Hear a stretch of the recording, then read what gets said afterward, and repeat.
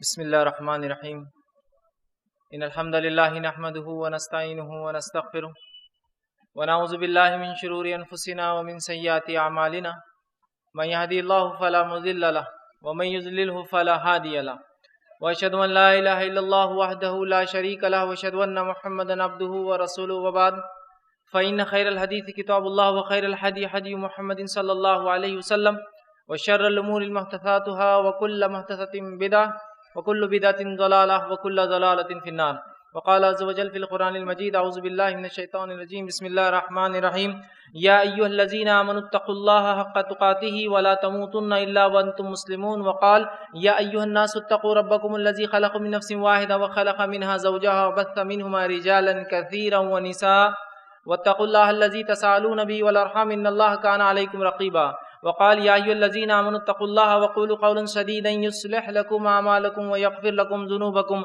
ومن يطع الله ورسوله فقد فاز فوزا عظيما اللهم صل على محمد وعلى آل محمد كما صليت على إبراهيم وعلى آل إبراهيم إنك حميد مجيد اللهم بارك على محمد وعلى آل محمد كما باركت على إبراهيم وعلى آل إبراهيم إنك حميد مجيد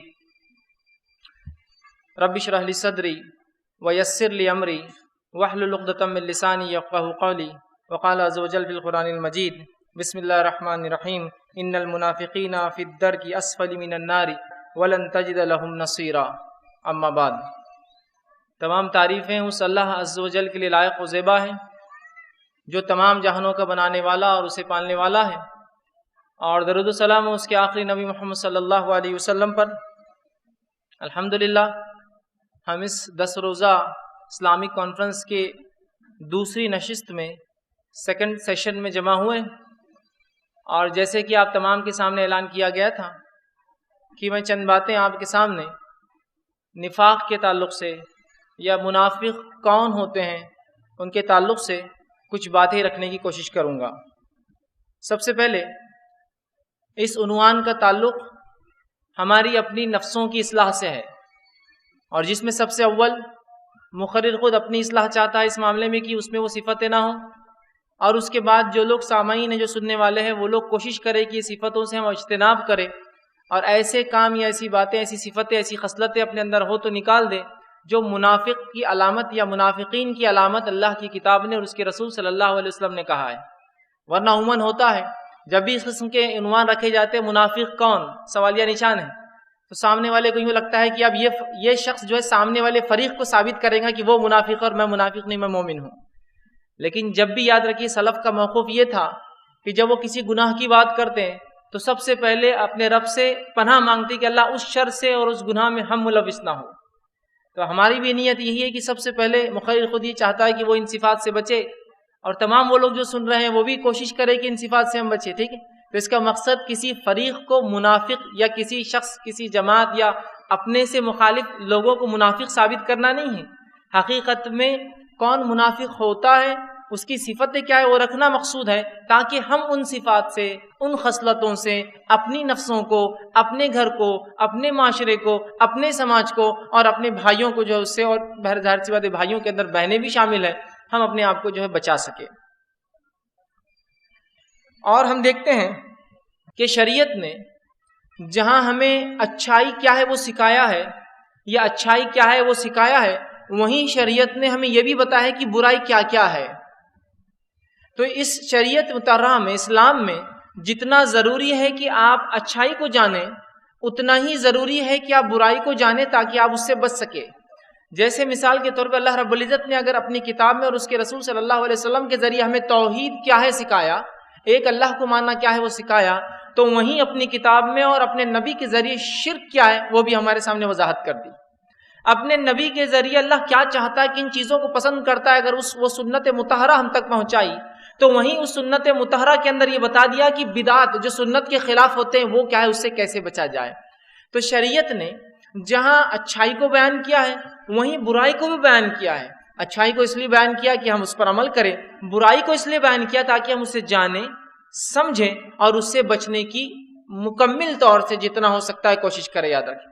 تو جہاں طہارت کیسے حاصل کی جاتی سکھایا، پاکی کیسے حاصل کی جاتی سکھایا، تو وہیں یہ بھی سکھایا کہ یہ طہارت ٹوٹتی کن چیزوں سے ہے، تاکہ پتہ چل جائے کہ یہ پاکی اور یہ ناپاکی ہے، یاد رکھیں، ٹھیک۔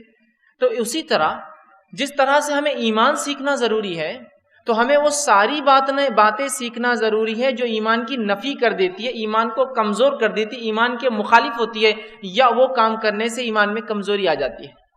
تو جتنا ایمان سیکھنا اہم ہے اتنا ہی ایمان کے مخالف چیزیں سیکھنا بھی اہم ہے۔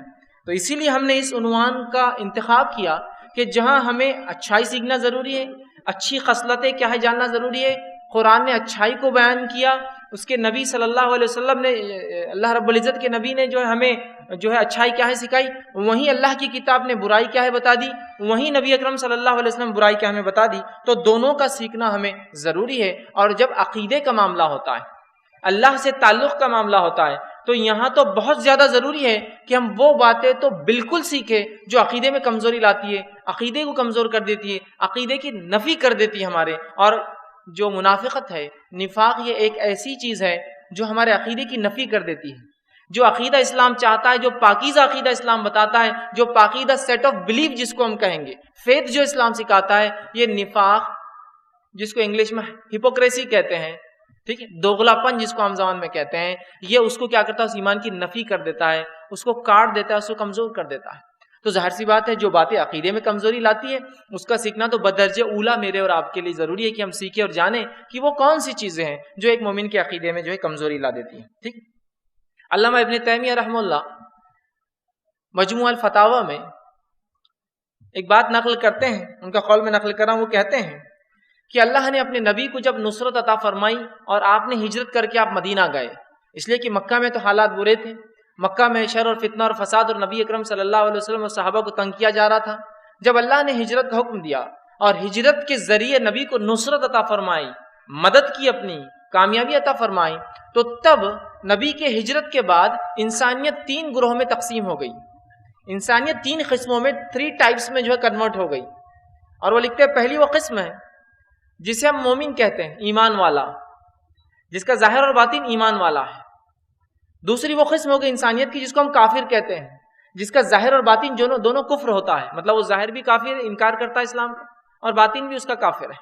ٹھیک، اور تیسرا وہ فرماتے ہیں جو تیسرا گروہ بن گیا ہجرت کے بعد، اس لیے کہ ہجرت سے پہلے تو 2 گروپ تھے ہی، مومن اور کافر۔ ٹھیک، تیسرا جو گروہ بن گیا وہ ہو گیا منافق کا۔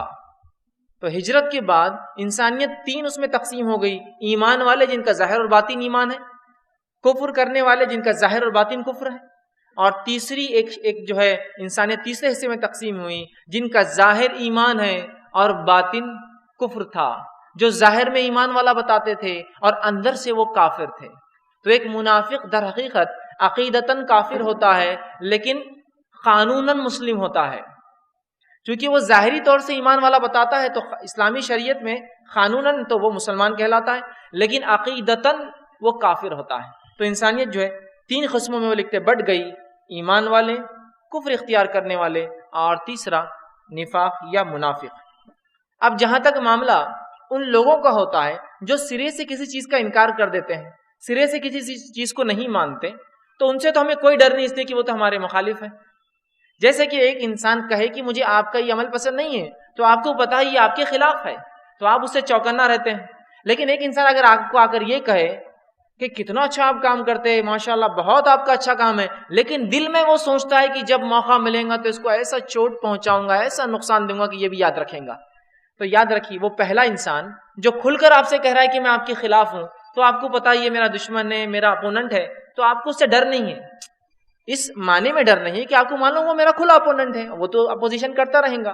لیکن جو شخص آ کر آپ کو خیر خواہ بتائے کہ میں تو بہت خیر خواہ ہوں آپ کا، میں تو آپ کا اچھا چاہتا ہوں، اور اس کے بعد اس کے دل میں یہ بات چھپی ہو کہ مجھے آپ کا نقصان کرنا ہے، تو یہ شخص جو ہے آپ کے لیے اور میرے لیے بہت زیادہ گھاتک ثابت ہوتا ہے، یاد رکھیے۔ اور ایسے لوگوں کو عام زبان میں آستین کا سانپ بولتے ہیں، جو ظاہر میں تو آپ کے دوست، پہچان والے، آپ کے جو ہے ساتھیوں میں اپنے آپ کو کاؤنٹ کریں گے، لیکن باطناً جو ہے دل سے جو ہے وہ آپ کا نقصان چاہتے ہیں، آپ کو جو ہے گرانا چاہتے ہیں یا آپ کا برا چاہتے ہیں، یاد رکھیے۔ تو منافق کا بھی یہی معاملہ ہوتا ہے، وہ چونکہ چھپا ہوا ہے اس کا کفر، وہ بتاتا نہیں کہ اس کی اصلیت کیا ہے، اور مسلمانوں کو یہ بتاتا ہے کہ میں تو تمہیں میں سے ہوں، اور پھر اندر داخل ہو کر وہ جو ہے تکلیف دیتا ہے، یہ گھر کا بھیدی ہوتا ہے، یاد رکھیے۔ یہ اندر آ کے نقصان پہنچانے والا ہوتا ہے، اور چونکہ اس کا نقصان بڑا ہے تو اس کی سزا بھی اس کی بہت عبرتناک ہے، اور اس کا مقام بھی بڑا گھٹیا، یاد رکھیے۔ تو انسانیت کی اگر کوئی سب سے گھٹیا قسم ہے تو وہ منافق ہے، یاد رکھیے۔ سب سے گھٹیا قسم، سب سے بری قسم انسانوں میں جو ہوتی ہے، انسانوں کی، وہ منافق ہوتے ہیں، یاد رکھیے، جو ظاہر ایک الگ کرتے ہیں اور ان کا اندر کچھ اور ہوتا ہے، یاد رکھیے، ٹھیک۔ اسی طرح ہم دیکھتے ہیں ان منافقین کے تعلق سے کہ ان کی کیا جو ہے چال بازیاں ہیں، کیا یہ نقصان پہنچانا چاہتے ہیں مسلمانوں کو۔ یہ اتنا بڑا ہے کہ سورۃ البقرہ کی جب ابتدا ہوتی ہے، پہلی ابتدا 20 آیتوں کا مطالعہ کرے تو یہ 20 آیتوں میں انسانیت کے 3 طبقوں کے تعلق سے تذکرہ ہے، 3 قسموں کے تعلق جو علامہ ابن تیمیہ لکھ رہے ہیں وہ 3 دیکھیے۔ سورہ بقرہ کی پہلی 5 آیتیں الف لام میم سے لے کر وَأُولَٰئِکَ هُمُ الْمُفْلِحُونَ، 5ویں آیت، یہ ہے ایمان والوں کے تعلق سے، پہلا گروہ۔ اس کے بعد آیت نمبر 6 اور 7 کافروں کے بارے میں، ان الذین کفروا، ہے نا، کافروں کے بارے میں 6 اور 7 2 آیتیں ہیں۔ 8 نمبر کی آیت سے لے کر 20 نمبر کی آیت تک منافقین کی صفت بیان کی گئی، کل 13 آیتیں ہیں۔ پہلی 5 آیتیں مومنوں کی صفت بیان کرتی ہے، دوسری 2 آیتیں کافروں کی صفت بیان کرتی ہے، باقی کی 13 آیتیں منافق کی صفت بیان کرتی ہے۔ علامہ ابن قیم الجوزی اسی سے کہتے ہیں اور لکھتے ہیں کہ منافق اتنے خطرناک ہے، مسلمانوں کو ان سے اتنا خطرہ اور یہ اتنا نقصان پہنچا سکتے ہیں، اسی لیے اللہ رب العزت نے ان کی صفات کو، ان کے خلائی کو کھولنے کے لیے اپنی کتاب کی ابتدا میں جو انسانوں کے 3 قسمیں بتائی، اس میں 13 آیتیں صرف ان کی خلائی کھولنے کے لیے، ان کی اصلیت بتانے کے لیے۔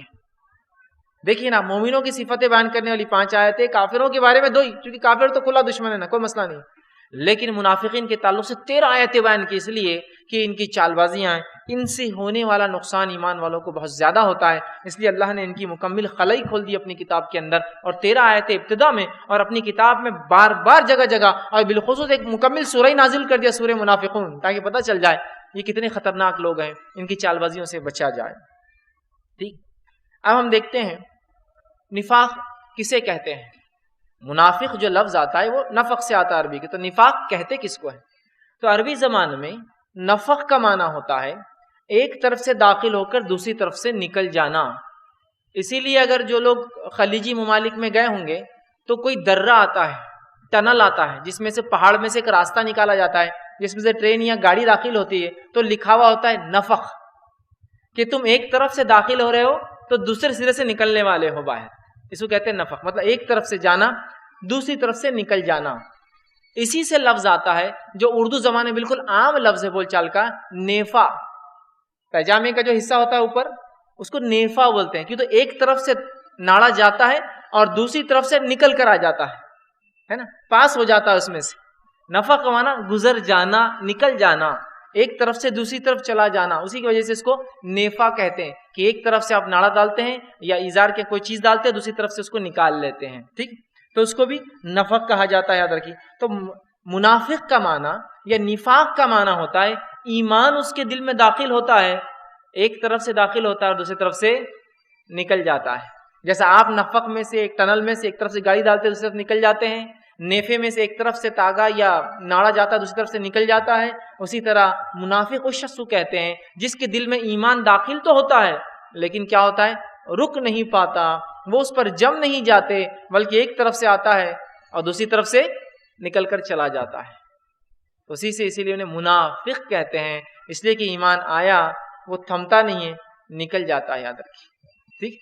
تو یہ ہوتا ہے نفق کا معنی یا منافق کا معنی، کہ ایمان آیا، قبول تو کیا لیکن پھر نکل گیا اور پھر اپنی کفر کی اصل حالت میں بہرحال وہ پہنچ گیا، یاد رکھیے۔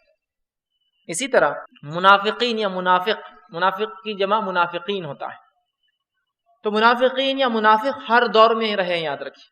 نبی اکرم صلی اللہ علیہ وسلم کے دور میں بھی تھے، صحابہ کے دور میں بھی تھے، اس کے بعد کے دور میں سلف صالحین کے تھے، اور اس زمانے سے لے کر آج تک ہے اور قیامت تک رہنے والے ہیں، یاد رکھیے۔ یہ ایک ایسا گروہ ہے جو امت مسلمہ میں رہیں گا اور رہ کر اس کو نقصان پہنچائیں گا، اور ابتدائی دور سے اسلام کے یا ہجرت کے بعد سے اس کو ہم کہیں گے تو قیامت تک یہ رہنے والے ہیں، یاد رکھیں۔ اس بات کو جو ہے ہم سمجھے کہ یہ بخوبی ہم وہ کرے اور ان کی صفتوں کو بخوبی اللہ کی کتاب اس کے رسول کی سنت سے جاننے کی کوشش کرے، اور کوشش کرے کہ اگر وہ صفتیں ہم میں ہوں تو وہ صفتوں کو نکال دے، ورنہ کہیں ایسا نہ ہو کہ اس حالت میں مر جائے تو نفاق کی ایک علامت اور صفت ہمارے اندر جو ہے رہ جائے، یاد رکھیں۔ اسی طرح جو ہے ہم دیکھتے ہیں صحابہ کے تعلق سے تابعین کے تعلق سے نفاق سے یہ اتنا گھبراتے تھے، منافقت سے اتنا ڈرتے تھے کہ عمر ابن خطاب رضی اللہ عنہ، میں سمجھتا ہوں کون نہیں ہے جو جانتا ہے عمر ابن خطاب رضی اللہ عنہ کی شخصیت، ٹھیک، اور ان کا مقام اسلام میں، یہ نبی اکرم صلی اللہ علیہ وسلم کے بعد ابو بکر صدیق اور اس کے بعد عمر ابن خطاب رضی اللہ عنہ کا اس دین مقام میں یاد رکھیے، ٹھیک، اور ان کے کئی فضائل آتے ہیں۔ ان تمام کے باوجود جب اللہ کے رسول صلی اللہ علیہ وسلم کو اللہ رب العزت نے بذریعہ وحی منافقین کے نام بتا دیے کہ منافق کون کون ہیں جو رسول اکرم صلی اللہ علیہ وسلم کے زمانے میں تھے، لیکن آپ کو یہ حکم نہیں آیا کہ یہ بات سب کو بتائے، لیکن آپ نے ایک صحابی کو یہ بتایا تھا جن کا نام آتا ہے حذیفہ بن یمان، یہ یمن کے رہنے والے تھے، حذیفہ بن یمان۔ تو حذیفہ بن یمان رضی اللہ عنہ کو رسول اکرم صلی اللہ علیہ وسلم نے منافقین کے نام بتا دیے تھے۔ تو عمر ابن خطاب رضی اللہ عنہ کے تعلق سے آتا ہے جب آپ خلیفہ بنے تو حذیفہ بن یمان رضی اللہ عنہ کو ایک بار اپنے پاس بلا کہا، حذیفہ میں حکومت میں ہوں، میرے لیے بہت ضروری ہے کہ میں جانوں کون منافق ہے تاکہ مجھے پتا چلے کہ کون منافق اور میں ان سے احتیاط کروں۔ حذیفہ بن یمان رضی اللہ عنہ نے کہا، اے امیر المومنین، جس بات کو رسول اکرم صلی اللہ علیہ وسلم نے آپ سے نہیں کہا اور صرف مجھے بتایا، میں کیسے وہ بات آپ کو بتا دوں؟ میں نہیں بتا سکتا ہوں نا۔ تو کہا اچھا ٹھیک ہے، نبی اکرم صلی اللہ علیہ وسلم نے تمہیں بتایا تھا، ہمیں تو نہیں بتایا، اس لیے تم ہمیں مت بتاؤ یا مجھے مت بتاؤ، لیکن ایک بات ضرور مجھے بتانا، کہیں اس فہرست میں میرا نام تو نہیں ہے نا؟ سبحان اللہ، اندازہ لگائیے، عمر ابن خطاب حذیفہ بن یمان سے پوچھ رہے ہیں کہیں اس فہرست میں میرا شمار تو نہیں ہے نا؟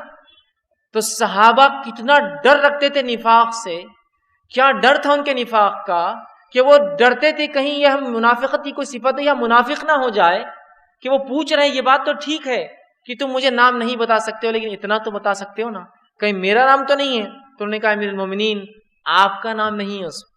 اور عمر ابن خطاب رضی اللہ عنہ یہ دیکھا کرتے تھے کہ حذیفہ کس کی جنازے کی نماز میں جاتے ہیں، کس سے کیا تعلق رکھتے ہیں، اور جس میں حذیفہ شامل ہوتے اس میں عمر شامل ہوتے، جس میں حذیفہ نہیں ہوتے کسی کی جنازے کی نماز میں، عمر ابن خطاب سمجھ جاتے منافق تھا، اور آپ بھی اس کی جنازے کی نماز میں شریک نہیں ہوتے تھے۔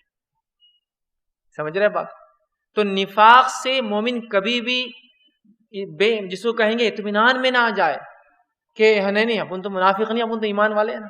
جب صحابہ نہیں تھے اس معاملے میں اطمینان میں، تو میں اور آپ کیا ہو سکتے اطمینان میں؟ اور سلف صالحین کی قول ہے، وہ کہتے ہیں کہ منافق ہی نفاق سے اطمینان برت سکتا ہے، مطلب جو خود منافق ہے وہی یہ سوچ سکتا ہے کہ میرے میں نفاق کی کوئی علامت نہیں ہے، میں منافق نہیں ہوں۔ آئیے دوسرا واقعہ سنیے۔ ابوبکر صدیق رضی اللہ عنہ راستے سے ایک مرتبہ جا رہے تھے اور حنظلہ رضی اللہ عنہ انہیں ملے اور کہا، ابوبکر صدیق نے، یا حنظلہ کہاں جا رہے ہو؟ تو کہا حنظلہ تو منافق ہو گیا۔ کیا کہا؟ حنظلہ تو منافق ہو گیا۔ تو ابوبکر صدیق رضی اللہ عنہ نے کہا کہ کیا بات ہے، تم کیوں کہہ رہے ہو کہ تم منافق ہو گئے؟ تو کہا میں جب رسول اکرم صلی اللہ علیہ وسلم کی مجلسوں میں بیٹھتا ہوں، آپ کے ساتھ اٹھتا اور بیٹھتا ہوں، آپ کے ساتھ رہتا ہوں، آپ کی بات چیت سنتا ہوں، تو میرا ایمان بلند ہو جاتا ہے، لیکن جب میں وہاں سے نکلتا ہوں، اپنے گھر والوں میں اہل و عیال میں آتا ہوں، تجارت کے لیے جاتا ہوں، تو میرا ایمان اس لیول پر نہیں رہتا اور گھٹنا شروع ہو جاتا ہے۔ تو کہا حنظلہ تو منافق ہو گیا نا، کہ رسول کے مجلس کے اندر تو اس کا ایمان بلند ہے، رسول کے مجلس سے نکلا تو پھر اس کا ایمان کمزور پڑ گیا۔ تو کہا حنظلہ تو جو ہے منافق ہو گیا۔ تو ابوبکر صدیق نے کہا کہ جو ڈر تمہیں ہے نا وہی ڈر مجھے بھی ہے، کہیں میں منافق نہ ہو گیا ہوں، کہیں مجھے بھی وہی ڈر ہے جو تمہیں ڈر یہاں لایا۔ کہا چلو ہم دونوں چلتے ہیں، اور دونوں رسول اللہ سوال کرتے ہیں کہیں یہ جو ہمارا ایمان آپ کی مجلسوں میں جو بڑھ جاتا ہے، جو ذکر و اذکار اور عبادت ہے جو بڑھ جاتی ہے، لیکن گھر جانے کے بعد وہ کیفیت باقی نہیں رہتی، تو کہیں ہم منافق تو نہیں ہو گئے؟ چلو دونوں صحابہ مل کر جاتے ہیں، حنظلہ رضی اللہ عنہ اور ابوبکر صدیق رضی اللہ عنہ۔ میں نہیں سمجھتا ہوں آپ کو بتانے کی ضرورت ہے کہ ابوبکر صدیق کون ہے، لیکن وہ بھی بری نہیں سمجھتے اپنے آپ کو نفاق سے، ڈر رہے ہیں۔ دونوں مل کر گئے، جا کر پوچھے اللہ کے رسول صلی اللہ علیہ وسلم، جب آپ کی مجلسوں میں ہم بیٹھتے ہیں اور اٹھتے ہیں تو بہت ایمان بلند ہو جاتا ہے ہمارا، لیکن گھر جاتے ہیں تو ایمان کمزور ہو جاتا ہے، اور تجارت میں جاتے ہیں تو ایمان کمزور ہو جاتا ہے، تو کیا منافق تو نہیں ہو گئے؟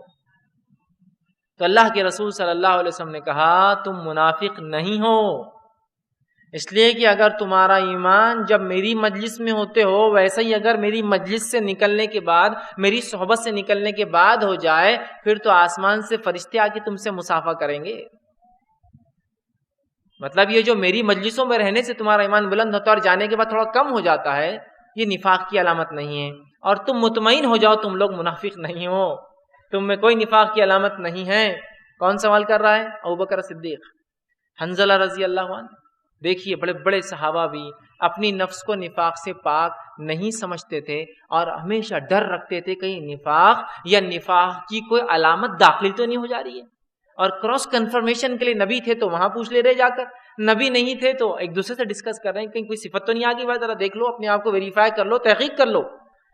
لیکن آج ہمارا کیا معاملہ ہے؟ نفاق کے تعلق سے ہم کتنے مطمئن ہیں؟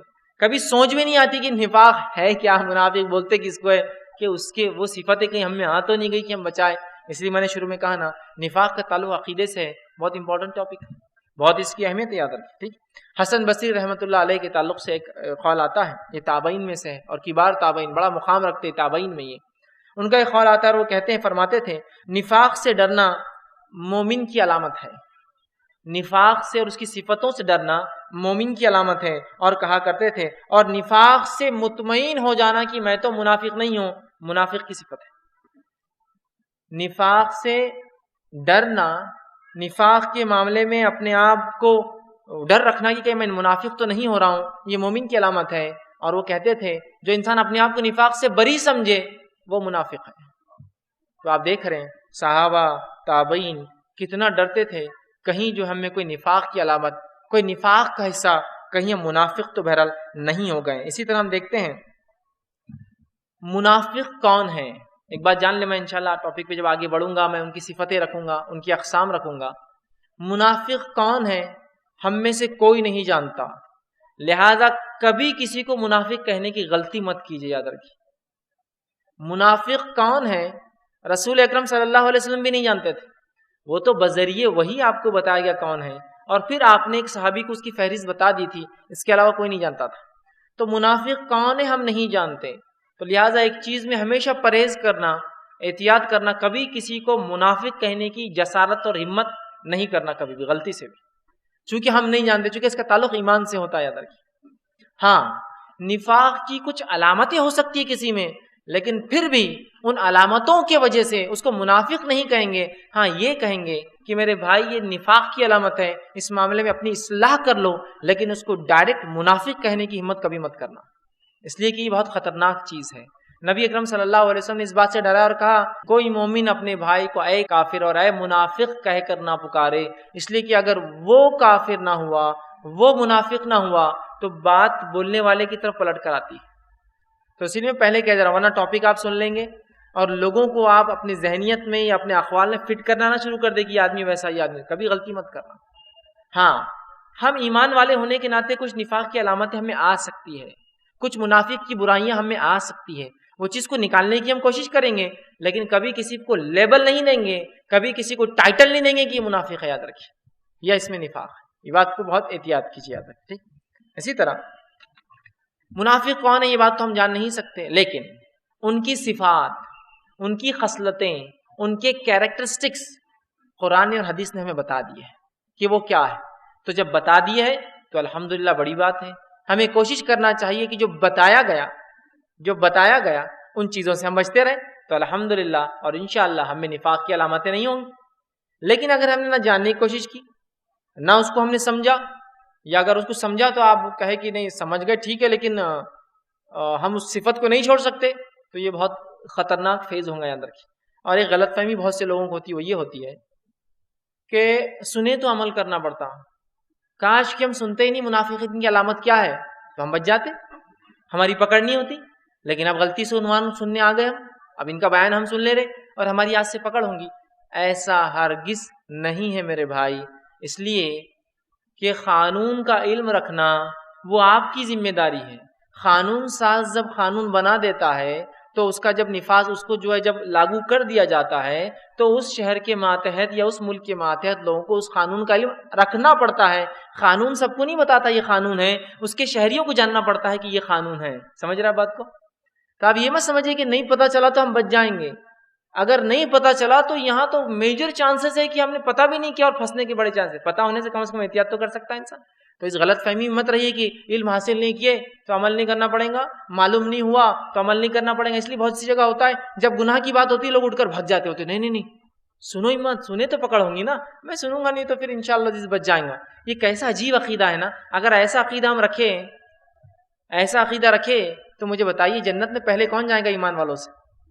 وہ لوگ جن تک ایمان پہنچا ہی نہیں. وہ کہیں گے اللہ ہم کو تو معلوم ہی نہیں ہوا، یہ مسلمانوں کو تو پکڑ کر تو ان کو معلوم تھا پھر بھی عمل نہیں کر کے آئے، ہم کو تو پتہ ہی نہیں تھا، ہے نا. ایسا نہیں، یاد رکھیے. تو ہمیں علم رکھنا پڑے گا یہ چیز کیا ہے. تو ایسا نہ ہو کہ ہم سمجھے کہ معلوم اب بس ہو جا رہا ہے تو ہم تو پھنس گئے. نہیں، یہ تو ایک اچھی بات ہے کہ ہم معلوم کر رہے ہیں کہ کیا غلطیاں ہیں تاکہ وہ غلطیاں ہم سے، کیا گناہ ہیں تاکہ وہ گناہ ہم سے نہ ہوں. اب آئیے، منافقین یا منافق دو قسم کے ہوتے ہیں، دو کیٹیگری ہیں ان کی، دو ٹائپس ہیں. پہلا وہ منافق ہوتا ہے جو عقیدے کا منافق ہوتا ہے، اور دوسرا وہ منافق ہوتا ہے جو عمل سے منافق ہوتا ہے. ٹھیک ہے. تو پہلے کو کہتے ہیں انفاق الاعتقادی، اس کے عقیدے میں نفاق، اور دوسرے کہتے ہیں انفاق العملی، کہ عمل کے اندر نفاق. الحمدللہ ہم میں سے اکثر جو مسلمان ہوتے ہیں وہ عقیدتاً منافق نہیں ہوتے ہیں، عملاً منافق ہوتے ہیں. لیکن اس کا ہرگز یہ مطلب نہیں ہے کہ عقیدے والے منافق اس قوم میں نہیں پائے جاتے ہیں، لیکن بہت بہت بہت مائنورٹی لسٹ، لیکن پائے جاتے ہیں. لیکن اکثر ہم میں جو لوگ منافق ہوتے ہیں وہ عملی منافق ہوتے ہیں. عملاً ہم میں نفاق ہوتا ہے، عقیدتاً ہم میں نفاق نہیں ہوتا، یاد رکھیں. لیکن اس کا ہرگز یہ مطلب نہیں ہے کہ وہ عملاً نفاق قابل قبول ہے، عقیدتاً قابل قبول نہیں ہے. اس لیے کہ کچھ عملی نفاق، عمل کا کچھ نفاق، پریکٹس کر کوئی نفاق کی کچھ صفتیں کیریکٹرسٹکس پہ ہم عمل کر رہے ہیں، اگر وہ کچھ صفتیں اگر مل جاتی ہے، بالخصوص 4 منافق کی صفتیں اگر ایک جگہ مل جائے تو رسول اللہ نے کہا وہ بھی پکا منافق ہو جاتا ہے. تو اس کی صفتوں کو معمولی مت سمجھیے آپ کہ نہیں بھائی ہم تو عقیدے کے منافق ہیں، الحمدللہ ہم تو صرف عمل کے منافق ہیں لہذا کچھ بھی کرو. نہیں، اگر عملی منافقت میں بھی اگر 4 صفتیں ایک ساتھ مل جائے تو وہ بھی پکا بن جاتا ہے. جس سے پتا چلا وہ صفتوں کو ہم نے اپنے اندر جمع ہی مت ہونے دیجیے، جمع ہوں گی تو بہت نقصان دہ ہے، یاد رکھیے، بہت نقصان دہ، یاد رکھیے. ٹھیک ہے. تو منافق 2 قسم کی ہوتے ہیں، یاد رکھیے. اور ہم میں سے اکثر جو نفاق ہوتا ہے وہ عمل کا ہوتا ہے، عقیدے سے الحمدللہ ہم لوگ منافق نہیں ہوتے ہیں، یاد رکھیے. ٹھیک. اب اگر کس میں منافقت کی کوئی صفت ہو تو اللہ سے توبہ کرے، انشاءاللہ عزیز اللہ سبحانہ تعالیٰ اس کو معاف کریں گا، یاد رکھیے. ٹھیک. یہ معاملہ ہے. ٹھیک. اب آئیے منافق کی کچھ صفتیں آپ کے سامنے میں رکھتا ہوں، جن صفتوں کو جاننا بہت ضروری ہے. اور جب میں یہ صفتیں آپ کے سامنے رکھوں گا، اور انشاءاللہ آج میں 20 صفتیں رکھوں گا، تو آپ یہ مت سمجھیے کہ صرف یہ 20 صفتیں منافقوں میں ہوتی. منافقین کی صفت قرآن حدیث میں 20 سے زیادہ ہے، لیکن اتنا وقت نہیں ہے کہ ہم مکمل صفتیں رکھیں، اور بالخصوص اس کو کوشش اس انداز سے کہ اس کے اندر کچھ نہ کچھ مکمل طور سے زیادہ سے زیادہ اگر سرسری رکھے پھر فلاں فلاں فلاں تو بات مکمل نہیں ہوں گی. تو لہٰذا میں منافقین کی 20 صفتیں آج رکھنے کی کوشش کروں گا، جو صفتیں بڑی بڑی ہیں، لیکن ہرگز اس کا مطلب نہیں کہ صرف اتنی، اس سے زائد ہے. میں نے جمع کر کے صرف 20 رکھنے کی جو بڑی صفتیں ہیں جو بہت خطرناک ہے وہ رکھنے کی انشاءاللہ میں کوشش کروں گا. آئیے منافق کی پہلی صفت جو حدیثوں میں آتی ہے، جو قرآن میں بھی آتی ہے، وہ یہ ہے کہ منافق جھوٹا ہوتا ہے. منافق جھوٹا ہوتا ہے. نبی اکرم صلی اللہ علیہ وسلم نے جس حدیث میں جو متفقہ علیہ روایت ہے، صحیح بخاری اور صحیح مسلم کی روایت ہے، اور اس کے راوی عمر ابن خطاب رضی اللہ عنہ ہی ہے. ایک روایت میں 4 صفت کے الفاظ ہیں، ایک میں 3 کے الفاظ ہیں. تو اس میں سب سے پہلی صفت منافق کی جو آپ صلی اللہ علیہ وسلم بتائی، کہ اذا حدث کذب، جب بات کرتا ہے تو جھوٹ بولتا ہے. یہ کس کی صفت ہے؟ منافق کی. لیکن آج کتنی افسوس کی بات ہے نا کہ یہ صفت سے کون مستثنا ہے، الا ماشاء اللہ، اللہ جس کو بچا لے. آج اتنا جھوٹ، اتنا جھوٹ، اتنا جھوٹ، اتنا جھوٹ کہ آپ اور ہم گھر کا کچرا بھی پھینک رہے ہیں تو اس میں بھی جھوٹ بولتے ہیں. وہاں ضرورت بھی نہیں ہوتی لیکن وہاں بھی جھوٹ بولتے ہیں. گھر کے کچرے میں آدمی کیسے جھوٹ بول سکتا ہے؟ کچرا پھینک رہے ہیں، اس میں کوئی ایک چیز آپ لا رہے ہیں اور کوئی پوچھ رہا ہے یہ کہاں سے ہے، تو یہ تو ہم نے فلاں لایا، وہاں بھی جھوٹ بولتے ہیں. کیونکہ اس کو بتانا کہ بہت بڑے مال سے، بہت بڑی جگہ سے لائے تھے اور اتنی بڑی بڑی جگہوں کی چیزیں ہم کھاتے ہیں لا کر، جبکہ وہ ہے نہیں، وہاں بھی جھوٹ، کچرے میں جھوٹ بولتے ہو. مطلب جھوٹ کا ایسا زندگی کا کوئی شعبہ نہیں چھوڑا جہاں جھوٹ ہم نہیں بول رہے ہیں. یہ کس کی صفت ہے؟ حدیث میں آ رہا ہے اذا حدث کذب، بات کرتا ہے تو جھوٹ بولتا ہے منافق. اور مومن کی صفت کیا ہے؟ جب بات کرتا ہے تو سچ بولتا ہے، اچھی بات کرتا ہے ورنہ منہ کو بند رکھتا ہے. تو منافق کی پہلی صفت پہلی علامت جو آتی ہے وہ جھوٹ بولنا ہے. نبی اکرم صلی اللہ علیہ وسلم نے یہ بات بتائی اور قرآن نے اللہ رب العزت نے یہ بتایا. سورہ بقرہ سورہ نمبر 2 آیت نمبر 9 اور 10 کا اگر ہم مطالعہ کرتے اللہ فرماتا ہے یخادعون اللہ والذین آمنوا وما یخدعون، کہ دھوکہ دیتے اللہ اور اس کے رسول کو جبکہ حقیقت میں یہی دھوکے میں ہے. اور ظاہر سی بات ہے دھوکہ دینا جھوٹ کی قسم ہے. سمجھ رہے آپ کسی کو آ کرے میں آپ کے ساتھ ہوں، ہے نا، جبکہ آپ دھوکہ دے رہے اس کو، آپ اس کے ساتھ نہیں ہیں، تو آپ بولتے کیا اس دھوکہ دینے کے لیے؟ جھوٹ. تو کہا دھوکہ دیتے اللہ اور اس کے رسول کو، لیکن اپنے نفس کے علاوہ کسی کو دھوکہ نہیں دے سکتے ہیں. دوسری جگہ سورہ منافق سورہ نمبر 63 کی آیت نمبر 1 میں اللہ نے فرمایا کہا واللہ یشہد ان المنافقین لکاذبون، اللہ اس کی گواہی دیتا ہے کہ منافق جھوٹا ہوتا ہے، اللہ گواہی دیتا ہے اس کی. تو منافق جھوٹ بولتا ہے، یاد رکھیے وہ جھوٹا ہوتا ہے. اور علامہ ابن تیمیہ رحمہ اللہ فرماتے ہیں جھوٹ کفر کی بنیادوں میں سے ایک بہت بڑی بنیاد ہے. جھوٹ کفر کی بنیادوں میں سے ایک بہت بڑی بنیاد ہے. اور علماء شرک کو بھی جھوٹ کی ایک قسم بیان کرتے، معلوم آپ کو شرک بھی جھوٹ کی ایک قسم ہے، اس لیے کہ حقیقی معبود کو چھوڑ کر جب اللہ بندہ کسی اور کی عبادت کرتا ہے تو وہ جھوٹ باندھتا ہے. تو جھوٹ کی ایک قسم ہے شرک بھی. تو کہتے جھوٹ جو ہے کفر کے جو ہے جس کو ہم کہیں گے بنیادوں میں سے ایک بہت اہم بنیاد ہے. کفر اس پہ ٹکا ہوا ہوتا ہے، جھوٹ پہ ٹکتا ہے، جبکہ ایمان جو ہے وہ سچ پر ٹکا ہوا ہوتا ہے، سچائی کا حکم دیتا ہے. ایمان والے سچ بولتے ہیں، سچ میں ان کی زندگی گزرتی ہے، وعدہ خلافی نہیں کرتے ہیں، جھوٹ نہیں بولتے. اور جھوٹ سے ریلیٹڈ جتنی باتیں، جھوٹی گواہی، جھوٹ مذاق میں جھوٹ بولنا، جھوٹ بول کر کسی کا مال ہڑپ کرنا، جھوٹی قسمیں کھانا، جھوٹ کے جو جو اقسام ہو سکتے سب سے وہ اجتناب کرتے ہیں. تو جھوٹ بولنا منافقت کی علامت ہے، یاد رکھیے، اور بہت سنگین جرم ہے. لیکن بہت افسوس کی بات ہے آج جھوٹ بولنے میں کوئی کثرت ہم نہیں چھوڑ رہے، کوئی شعبہ زندگی کا نہیں چھوڑ رہے جھوٹ میں، بلا بے تحاشا جھوٹ بول رہے ہیں. ایسی جھوٹ کی اقسام، اور جھوٹ بولنا اتنا عام ہو گیا کہ اگر کوئی سچ بولے تو لوگ پلٹ کے دیکھتے ہیں یہ کہاں سے آ گیا، یہ کون آدمی ہے سچ بول رہا ہے. جیسا مارکیٹ کے اندر ہر آدمی جھوٹ بول کے سامان بیچ رہا ہے، ایک سچا تاجر آ گیا تو سب بولتے ہیں یہ پاگل کہاں سے آ گئے ہیں. اس کی وجہ سے ہماری خلائی کھل جاتی ہے. اس لیے کہ میں تو دودھ جو ہے 40 روپے لیٹر بیچتا ہوں، وہ ایک آ کے 60 روپے لیٹر بیچتا ہے اور بولتا ہے یہ دودھ میں پانی نہیں ملاتا ہوں میں. ارے یار یہ کہاں سے پاگل آ گیا. اس لیے کہ اس کی وجہ سے تو ہم پھنس جا رہے ہیں نا، ہم تو جھوٹ پر کام کرتے ہیں نا. اور وہ کیا کر رہا ہے پھر سچ بول دے رہا ہے نا، ہے نہیں ہے. تو آج جھوٹ ہم نے کہیں نہیں چھوڑا، نہ ہمارے بازار نہ ہمارے معاملات. ارے میاں بیوی آپس میں جھوٹ بول رہے ہیں ایک دوسرے کو، باپ بیٹے ایک دوسرے سے جھوٹ بول رہے ہیں آپس میں. اندازہ لگا یہ جھوٹ کا عالم. بچوں کو ہم تربیت دے رہے جھوٹ بولنے کی. باپ گھر میں ہے، باہر کوئی دوست ہے، بیٹے جا کے بولتا ابا نہیں گھر میں، آپ تربیت دے رہے اس کو جھوٹ کی. کیا جواب دیں گے اللہ کو قیامت کے روز؟ آپ نے اس کو جھوٹ کی تربیت دی اور بچپن سے اپنے بچے کو آپ نے صدق اور سچائی نہیں، اسے کذب اور جھوٹ بولنا سکھایا کہ بیٹا ایسا بول سکتے گھر میں رہ کر بیٹھ کر، ہے نا. کتنی سنگین بات ہے نا. اور جھوٹ کی بے انتہا مطلب اتنا کثرت سے بولا جا رہا ہے کہ اللہ رحم کر. لیکن یاد رکھیے یہ نفاق کی ایک علامت ہے، اور یہ ان علامتوں میں سے اس کو بھی یاد رکھیے جو 4 رسول اللہ نے حدیث فرمائے جو ایک ساتھ آ جائے تو پکا منافق ہوں گا. تو اس میں پہلی بھی ہے یہ، سمجھ رہے آپ. دوسری علامت مطلب عقیدے کا جو منافق نہیں ہے اس میں بھی اگر 4 آ جائے تو وہ پکا بن جاتا ہے. ان میں سے یہ پہلی ہے جھوٹ.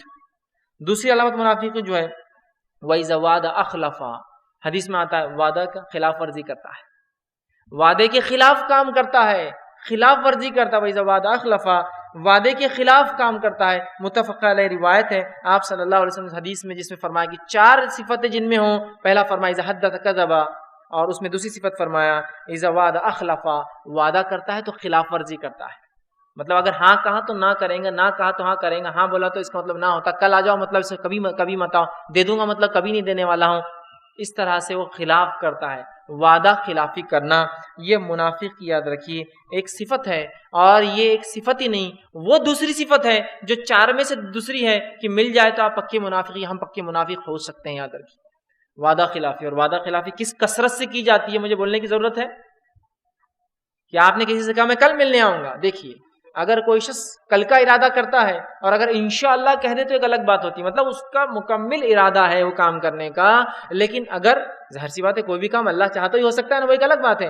لیکن آج کتنی افسوس کی بات ہے اپنے وعدوں پہ اگر ہم انشاءاللہ لگاتے ہیں تو لوگ ہم سے کہتے نہیں انشاءاللہ نہیں پکا بولو، چونکہ تم جب بھی انشاءاللہ بولتے ہو نا دھوکہ دیتے ہو.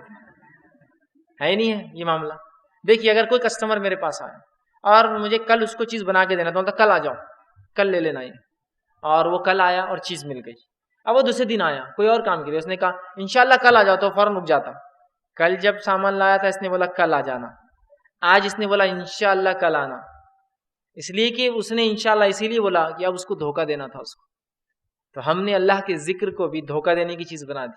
پہلے وہ آگاہ ہو جاتا نہیں یہ انشاءاللہ بول رہا مسلمان، حتیٰ کہ غیر مسلم کو بھی پتا ہے کہ مسلمان کو دھوکہ دینا تو انشاءاللہ بولتا ہو، انشاءاللہ کر دیں گے، انشاءاللہ چل جاؤ، انشاءاللہ ہو جائیں گے نا، ارے انشاءاللہ کر دیں گے یار تمہیں، تو اس کا مطلب نہیں ہوں گا اور پکا کروں گا میں کل. حالانکہ انشاءاللہ تو اسی کام پر بولا جاتا ہے اس کو آپ کو پکا کرنا ہے، لیکن آپ نہیں جانتے نا کل تک زندہ رہیں گے نہیں رہیں گے، وہ کام ہوں گا نہیں ہوں گا، تو انشاءاللہ بالکل کل ہونے والا ہے وہ، تو انشاءاللہ کے ساتھ. لیکن ہم نے انشاءاللہ کو صرف ایک بہانہ بنا دیا وعدہ خلافی کرنے کا، ہے نا، کتنی بری بات ہے نا. تو وعدہ خلاف ہوتا ہے، یاد رکھیے منافق، اور یہ اس کی ایک صفت ہے وعدہ خلافی کرنا. ٹھیک، آئیے منافق کی تیسری صفت جو وہ 4 صفتوں میں سے ہے کہ عملی منافق بھی اگر یہ 4 صفتیں پیدا کر لے تو پکا ہو جاتا ہے. اس کی تیسری ہے امانت میں خیانت کرنا. وَإِذَا تُؤْمِنُ خَانَ، حدیث میں الفاظ آتا ہے جب امانت رکھی جاتی ہے تو کیا کرتا ہے؟ خیانت کر دیتا ہے. امانت کیا ہے؟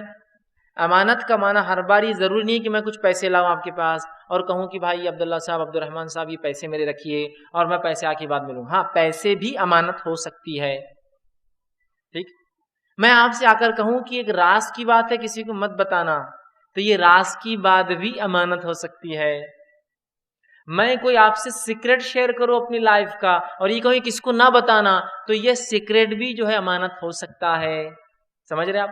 یا میں کوئی چیز، کوئی ذمہ داری آپ کے سپرد کر دوں، وہ ذمہ داری بھی امانت ہو سکتی ہے. تو منافق کیا کرتا ہے؟ اس امانت میں خیانت کرتا ہے. مطلب چیز رکھی جائے، ہڑپ کر گیا، بات کہی جائے، مارکیٹ نے پورا پروپوگیٹ کر دیا، پھیلا دیا اس بات کو. سمجھ رہے آپ؟ تو وہ کیا کرتا ہے؟ امانت میں خیانت کرتا ہے. اور خائن جو ہے، خیانت کرنے والا، ایک طرح کی ایک منافقت کی صفت اپنی نفس میں پیدا کر رہا ہے. اب امانت میں خیانت کرنا، یہاں تو حالات یہ ہے کہ کس پر اعتماد کیا جائے. آج انسان کو کسی پر بھروسہ نہیں ہے، کہ تو کوئی انسان کو دوسرا انسان امانت دار نہیں پا رہا ہے آج کے دور میں. یہ نفاق کی علامت ہے.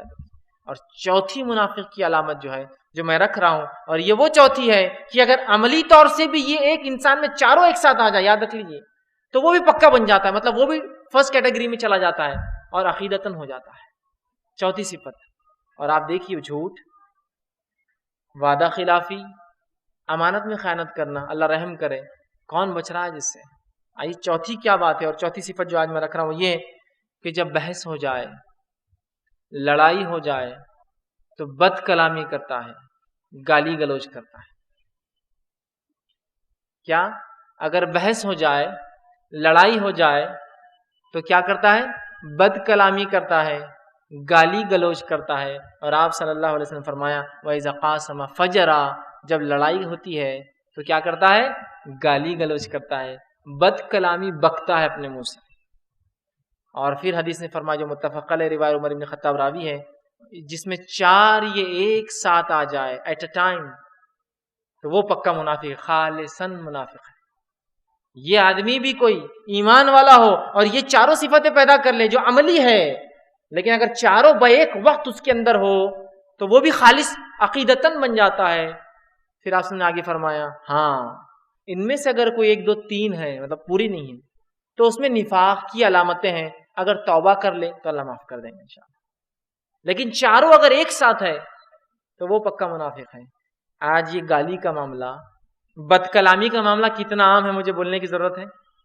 اپنے نونہالوں کو، معصوم سے بچوں کو جب وہ بات کرنا سیکھتے ہیں تو بہت سارے والدین ان کو گالیاں دینا سکھاتے ہیں، بہت سارے چاچا اپنے بھتیجوں کو گالیاں دینا سکھاتے ہیں، بہت سارے ماما اپنے جو ہے بھانجے کو گالیاں دینا سکھاتے ہیں. اور جب وہ توتلی زبان میں تتلاتے کچھ تو بھی یہ گالی دیتا ہے تو خوش ہوتے ہیں، یا بد کلامی کرتا ہے تو خوش ہوتے ہیں، اور لوگوں سے کہتے بھی بہت جلالی بچہ ہے، ذرا سا بھی اس کو کچھ کر دیا نا تو تتے بولتا ہی، مطلب وہ کتا بولتا ہے سامنے والے کو. تو بولتے نہیں بہت جلالی ہے، بہت جوش والا نہیں کرنا، اور اس کو فخر کی علامت سمجھی جاتی ہے. میرے بیٹے نے گالی دیا کا تو پھر میرا بیٹا ہے نا، وہ ایسا کیسا ہو سکتا ہے وہ گالی نہ دے، ہے نا. بچوں کو گالیاں دینا سکھائی جا رہی ہے. یہ نفاق کی علامت ہے، یہ منافقت کی صفت ہے. اور یہ چاروں مل جائے تو وہ آدمی خالصاً منافق ہو جاتا ہے. کتنی خطرناک بات ہے نا. اب اللہ رحم کرے، کون بچا اس سے؟ آج ہم نے اس صفتوں کو تو کوٹ کوٹ کر اپنی نفسوں میں بھر لیا. بد کلامی کا تو یہ عالم ہے کہ ایک انسان ہے، اس کو آپ شریف سمجھ رہے ہیں. ایک واقعہ میں نے دیکھا ایک صاحب کو کہ وہ ایک دیندار انسان ہے اور اپنا لباس بھی انہوں نے ایسا پہن رکھا ہے جو دیندار سمجھا جاتا ہے ہمارے علاقے میں. اور وہ کسی سے بات چیت کرنے لگے، بات چیت میں کچھ انبن ہو گئی تو وہ کہنے لگے ابھی ٹوپی اتاروں کہ بتاؤں کیا؟ ابھی عزت میں تو ٹھیک ہے، ورنہ یہ اتار کے بتا سکتا ہوں میں کیا ہوں. مومن کی یہ صفت نہیں ہوتی ہے. مومن اینٹ کا جواب پتھر سے نہیں دیتا ہے. مومن برائی کا جواب برائی سے نہیں دیتا ہے. مومن بد کلامی کا جواب بد کلامی سے نہیں دیتا. مومن گالی کا جواب گالی سے نہیں دیتا ہے. یہ صفت نہیں ہے مومن کی. بد کلامی منافق کی صفت ہے. مومن بد کلامی نہیں کرتا ہے. نبی اکرم صلی اللہ علیہ وسلم کے گھر سے کچھ یہودی گزرے اور گزرتے گزرتے کہا السلام علیکم، اے محمد صلی اللہ علیہ وسلم تم پر موت ہو. سلام کو گھما کر بول رہے تھے السلام علیکم. تمہاری عائشہ رضی اللہ عنہا جو آپ صلی اللہ علیہ وسلم ایک چہیتی بیوی اور عمر میں ایک چھوٹی بھی تھی، بہت کم آپ کی عمر تھی. آپ صلی اللہ علیہ وسلم کی وفات کے وقت ان کی عمر 19 سال تھی. تو یہ واقعہ ظاہر سی بات ہے آپ کی عمر کے 19 سال سے پہلے کبھی کا ہے. اور بہت جوشیلی تھی. ایک تو ظاہر سی بات ہے نبی کی اطاعت فرمانبرداری اور صحابہ کو بڑی محبت تھی نبی سے. اور نبی اور شوہر تو محبت تو دگنی ہوگی نا، ایک تو شوہر اور پھر دوسرا نبی بھی ہے نا. تو جب سنا تو اتنی غصے میں آئی اور کہا وعلیک السلام ولعنت اللہ، کہ اللہ کی موت تم پر ہو اور اس کی لعنت تم پر ہو. تو رسول اللہ نے جو ہی سنا تو کہا عائشہ، حالانکہ رسول اللہ نے اس کی وہ بات سنی تھی یہودی کہ آپ نے جواب نہیں دیا، کہا عائشہ رکو رکو رکو، لیکن بولنے تک عائشہ نے جواب دے دیا کہ وعلیک السلام تم پر بھی موت ہے ولعنت اللہ، اور اضافے کے ساتھ کہ تم پر اللہ کی لعنت بھی ہو چکی، تم نبی پہ موت کی بات کرتے ہو. آپ نے کہا عائشہ نرمی کا رویہ اختیار کرو، اچھی بات کرو. جب مجھے بھی کوئی برا کہے تو تم کیوں جواب دیتی ہو اس کو برا؟ تم کیوں اپنی زبان خراب کرتی ہو؟ تم کیوں اپنی اس کا وہ کرتی ہو؟ رک جاؤ عائشہ. اور ماں عائشہ پھر رک گئی. ہو سکتا اور کچھ بول دیتی غصے میں آ کے اپنے شوہر کے خلاف کوئی بات کر رہا ہے اور شوہر سے پہلے وہ نبی اللہ کی کوئی خلاف بات کرے، نبی کی تو ایک عام صحابی برداشت نہیں کریں گے. پھر ایک بیوی ہے وہ ایک نبی کی، اور پھر ظاہر سے عمر میں بھی کم ہے، جو زیادہ ہوتا ہے انسان میں کم عمر میں. تو کہا عائشہ نہیں، بد کلامی نہیں عائشہ، بد کلامی نہیں، اچھی بات کرو. وہ برا ہے تو کیا تم بھی بات کرو گی بری؟ دیکھیے گالی کا جواب گالی سے نہیں، اس نے خالی موت کے الفاظ کہ جواب دیے نہیں دیے، روک دیا آپ نے. حالانکہ نبی کی نصرت تائید اور جوابی کاروائی میں یہ کام کیا جا سکتا ہے. کبھی کبھار ایسی باتیں بھی ہو سکتی ہے جو عام حالت میں نہیں کی جا سکتی ہے، لیکن نبی کی تائید میں اس کی حفاظت میں کی جا سکتی ہے. آپ نے روکا. لیکن آج بد کلامی ایک معمول بن چکا ہے. کبھی ہم گلیوں سے گزرتے ہیں، کبھی میں غور کرتا ہوں اپنی گلیوں سے مثلا گزرتا ہوں، بہت ساری باتیں بد کلامی کی کان سے گزرتی ہیں. بہت تعجب ہوتا ہے، امیزنگ لگتا ہے، تعجب ہوتا ہے کہ ہم جس نبی کی امت ہے جس نے اپنے بیوی کو اس کے خلاف موت کی بددعا کے بعد بھی برا کلام ادا کرنا نہیں سکھایا، لوگ ایک دوسرے کو وہ کرتے ہیں، بد کلامی کرتے ہیں. اور بد کلامی اس حد تک، بد کلامی صرف گالی نہیں آتی ہے. بد کلامی یہ بھی کوئی، اب دیکھیے بد کلامی کی عام مثال اپنے باپ کو کوئی کہہ رہا میرا بڈھا گھر پہ نہیں ہے، بڈھا فلاں ہے نا، کیسی عجیب بات ہے. ہاں یہ الگ بات ہے اگر کسی زبان میں باپ کو اگر بڈھا ہی کہا جاتا ہے تو پھر وہ جائز ہے. زبان کی نوعیت ہوتی ہے. جیسا کہ میں ایک مرتبہ جو ایک پروگرام کے سلسلے میں جو ہے میرا دلی جانا ہوا، تو وہاں کچھ لوگ تھے تو مجھ سے کہا اور مجھ سے بات کرنے لگے کہ بڑہو بہت اچھی بات کرتے ہو تم. بولے میں نے کہا میں تو بڈھا نہیں ہوں اور میرے کو بول رہے تم بڑہو بہت اچھی بات کرتے ہو. تو نہیں بولے ہمارے سماج میں بوڑھا جو ہے یہ بڑہو دولہے کو کہتے ہیں، تو ہم آپ کو خوشی سے کہہ رہے ہیں کہ دولہے میاں بہت اچھی بات کر رہے ہیں آپ. تو ان کے سماج میں بوڑھا دولہے کو کہتے ہیں، مطلب چونکہ شادی ہو گئی تو اب ختم اس کی جوانی، اب تو اس کی شادی ہو گئی، اب اس کا معاملہ ختم ہو تو بوڑھا ہو گیا. تو اس زبان میں بوڑھا اچھے کے لیے کہا جاتا ہے نا. تو اگر کسی زبان میں بوڑھا اچھے کے لیے ہے تو وہ الگ بات ہے، کوئی اپنے باپ کو بڈھا کہے الگ بات ہے. لیکن بد کلامی ہے نا، ہمارے سماج میں تو کوئی باپ کو بڈھا نہیں کہتا. ہمارے پاس تو کتنے اچھے اچھے الفاظ موجود ہیں اردو زبان کے اندر ہے نا. یہ ہوئی نہیں بد کلامی، چھوٹے سے شروعات ہوتی ہے اور معاملہ بڑھتا جاتا ہے. تو نفاق کی اگر یہ چوتھی علامت، پہلا جھوٹ بولنا، دوسرا امانت میں خیانت کرنا، تیسرا جو ہے وعدہ خلافی کرنا، اور چوتھا جھوٹ بولنا ایک ساتھ مل جائے تو یہ عملی نفاق کی علامتیں مل کر ایک خالص منافق پیدا کر دیتے ہیں.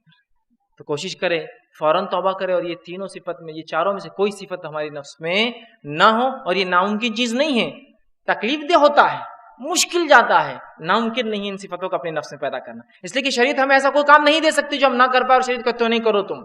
ٹھیک، آئیے آگے بڑھتے ہیں. پانچویں صفت جو منافقین کی ہوتی ہے وہ یہ ہے کہ عبادت میں سستی اور کاہلی کرتے ہیں. عبادات میں نماز ہے، روزہ ہے، زکوٰۃ ہے، حج ہے، اسلام کے ارکان، بہت ساری اور بھی باتیں اسلام کی جو کرنے کا حکم دیتا ہے، جن سے روکتا ہے. منافق کے لیے عبادت کرنا بہت سستی اس کو ہوتی ہے. اور نبی اللہ رب العزت قرآن میں فرماتا ہے سورہ نساء سورہ نمبر 4 آیت نمبر 142 میں اللہ نے فرمایا وَإِذَا قَامُوا إِلَى الصَّلَاةِ قَامُوا كُسَالَىٰ. جب نماز کے لیے کھڑے ہوتے ہیں تو بہت سستی کے ساتھ منافق کھڑے ہوتے ہیں، بالکل سست. کسلان عربی میں کہتے سست آدمی کو، انتہائی سست بولتے ہیں نا اردو میں، سست ہے یار، کسلان، سست ہے ایک دم. تو جب اٹھتے ہیں اللہ نے فرمایا وَإِذَا قَامُوا إِلَى الصَّلَاةِ قَامُوا كُسَالَىٰ. منافق کی صفت یہ ہے کہ جب نمازوں کو اٹھتے ہیں تو کیسے اٹھتے ہیں؟ سستی کے ساتھ. ٹھیک، ان کا مقصد نماز پڑھنا چونکہ ہے ہی نہیں نا، وہ دل سے کافر ہوتے تھے، وہ تو خالص منافق تھے اس زمانے کے، آپ سنگ کے زمانے کے، ہے نا. تو نماز کو سستی سے اٹھتے ہیں، کاہلی کے ساتھ کرتے ہیں. اور نبی اکرم صلی اللہ علیہ وسلم کے زمانے میں منافق صفوں میں کھڑے تھے نماز میں، لیکن سستی سے آتے تھے. تو پتہ چل گیا کہ یہ منافق سستی کرتا ہے. آج بہت سارے لوگ امت مسلمہ پر میں اپنے آپ کو مسلمان کہتے ہیں، اور مسجد کا رخ جمعہ سے جمعہ اور کبھی عید سے عید ہوتا ہے، اور پھر مومن. یہ منافق ہے جو نماز میں سستی کرتا ہے. تو اللہ کہہ رہا ہے وَإِذَا قَامُوا إِلَى الصَّلَاةِ قَامُوا كُسَالَىٰ. نماز کو اٹھتا ہے تو سستی سے اٹھتا ہے تو منافق ہے. اور یہاں ایمان کا دعویٰ ہے اور نماز ہی غائب ہے، وہاں سستی سے پڑھنے والا منافق ہو رہا ہے، اور یہاں نماز ہی نہیں پڑھ رہا. اور پھر کیا ہے؟ ایمان والے، اور پھر جنت ہماری ہے، اور پتہ نہیں بڑے بڑے دعوے اس کے علاوہ. ایسی عجیب بات ہے نا. یہاں تو سستی کی وجہ سے وہ نفاق میں چلا گیا. رسول اللہ صلی اللہ علیہ وسلم کے زمانے کے منافق سب سے بدترین منافق ہے، لیکن وہ بھی نماز نہیں چھوڑ سکتے، اس لیے کہ ان کو پتا تھا نماز چھوڑنے سے انسان مسلمان نہیں رہتا. تو لہٰذا اگر ہم منافق بھی ہے، دل سے کافر بھی ہے، تو نبی کے پیچھے صف میں جا کے کھڑے تو رہنا ہی پڑے گا ہم کو. لیکن آج ہم دعوے دار ہیں اسلام کے، اور نماز ایسی کثرت سے ہم چھوڑ رہے ہیں کہ کچھ لوگ تو جمعہ بھی نہیں پڑھتے ہیں، معلوم، جمعہ بھی نہیں پڑھتے ہیں. اب آپ کہیں گے ایسا کیسا ہوتا ہے لوگ جمعہ نہیں پڑھتے ہیں؟ آپ کو بتاؤں میں لوگ جمعہ نہیں پڑھتے ہیں اس کی دلیل. رمضان میں آپ کے محلے میں کتنی مسجدیں پر رہی ہے آپ کو؟ نہیں، لیکن جمعہ تو ایک ہی مسجد میں ہوتی، پر جاتی ہے. اگر سب لوگ جمعہ بھی پڑھیں گے تو رمضان میں لوگ پڑھ رہے ہیں نماز مسجد میں، محلے میں 10 مسجد ہے، اس میں سے 1-2 مسجدوں میں جمعہ ہوتی، تو جمعہ کو تو مسجد پرتی ہے، رمضان میں نہیں پر رہی آمنا، اس کا مطلب جمعہ بھی نہیں پڑھتے بہت سے لوگ. یہ بات ہوئی نا، نماز نہیں پڑھے. تو کہا نماز سستی کرتے ہیں. دوسرا آپ نے فرمایا عشاء اور فجر کی نماز منافق پر بہت بھاری جاتی ہے، بہت مشکل ہوتا ہے اس کو. عشاء اور فجر کی نماز، دیکھیے ہم میں سے بہت سے لوگ نماز تو پڑھتے ہیں، لیکن کون کون سی پڑھتے ہیں؟ یہاں سے نکل گئے، آفس چلے گئے، جاب پہ چلے گئے، کام پہ چلے گئے، تو ظہر اثر مغرب. اور اس میں سے بھی ظہر اثر مغرب بہت سے لوگ اس لیے پڑھتے ہیں کہ مالک اس کے بہانے چھٹی دیتا ہے، ورنہ چھٹی نہیں ملتی ہے. تو کام سے بچ جائیں گے، تھوڑا جا کر چائے پی کے آ جائیں گے تو 3 ٹائم کی نماز پڑھ لو، لیکن گھر آنے کے بعد عشاء نہیں پڑھتے کبھی. یہ نفاق. کہ اگر نفاق نہ ہوتا تو ایک آدمی نے جو 3 نمازیں پڑھا چوتھی کیوں چھوڑ رہا؟ اگر 3 فرض ہے تو چوتھی کا فرض نہیں، اور فجر کی نماز بھی نہیں پڑھتے. تو کہا منافق پہ عشاء اور فجر بھاری جاتی ہے. آپ صلی اللہ علیہ وسلم کے تعلق سے روایت میں آتا ہے جب آپ نماز کے لیے اٹھتے تو ماں عائشہ فرماتی ہیں، صحیح مسلم کی روایت ہے، رسول اللہ جب نماز کے لیے اٹھتے تو فجر کے لیے جھٹکے سے اٹھ کر بیٹھتے. وہ کہتی ہے جب آپ فجر کی نماز کو اٹھتے تو سستی سے نہیں اٹھتے، جب میں اٹھاتی تو سیدھا اٹھ کر کھڑے ہو جاتے سیدھا، چونکہ اگر سستی کریں گے تو نیند لگ جائیں گے، سیدھا جھٹکے سے اٹھتے. اور منافق کیسا اٹھتا ہے نماز کے لیے؟ سستی سے. آپ نے فرمایا وہ نماز منافق کی ہے، وہ نماز منافق کی ہے، وہ نماز منافق کی ہے کہ جب دیکھتا ہے سورج ڈوب رہا ہے پیلا ہو کر تو اٹھ کر جلدی سے بھاگتا ہے، وضو کر کے 4 رکعت جو ہے اثر کی 4 کوے کی سی ٹھونگ مار لیتا ہے زمین کے اوپر. وہ نماز نہ منافق کی ہے جو سورج کو ڈوبتا ہو، مطلب اول وقت چھوڑ کے ایک دم آخر تک انتظار کرے، سورج پیلا پڑ کے ڈوبنے لگے، پھر فوراً جاتا ہے وضو کر کے 4 ٹھونگے کوے کی سی مار کے 4 رکعتیں پڑھ لیتا ہے.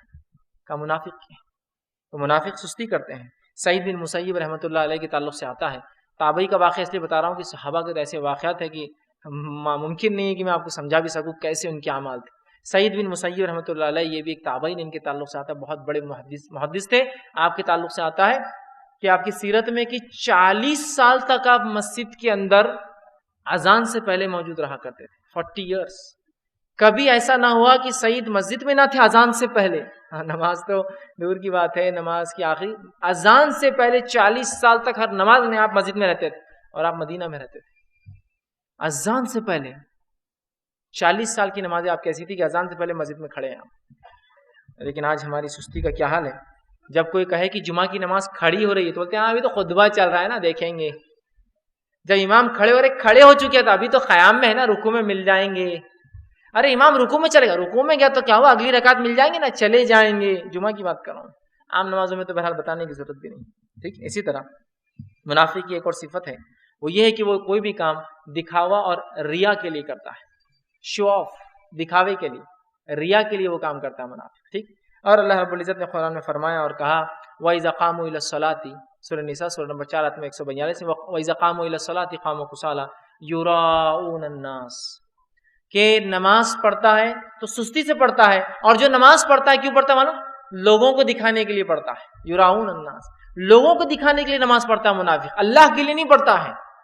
ریا، یراؤن الناس، ریا دکھاوے کو کہتے ہیں. دکھاوا بہت سنگین جرم ہے، یاد رکھیں.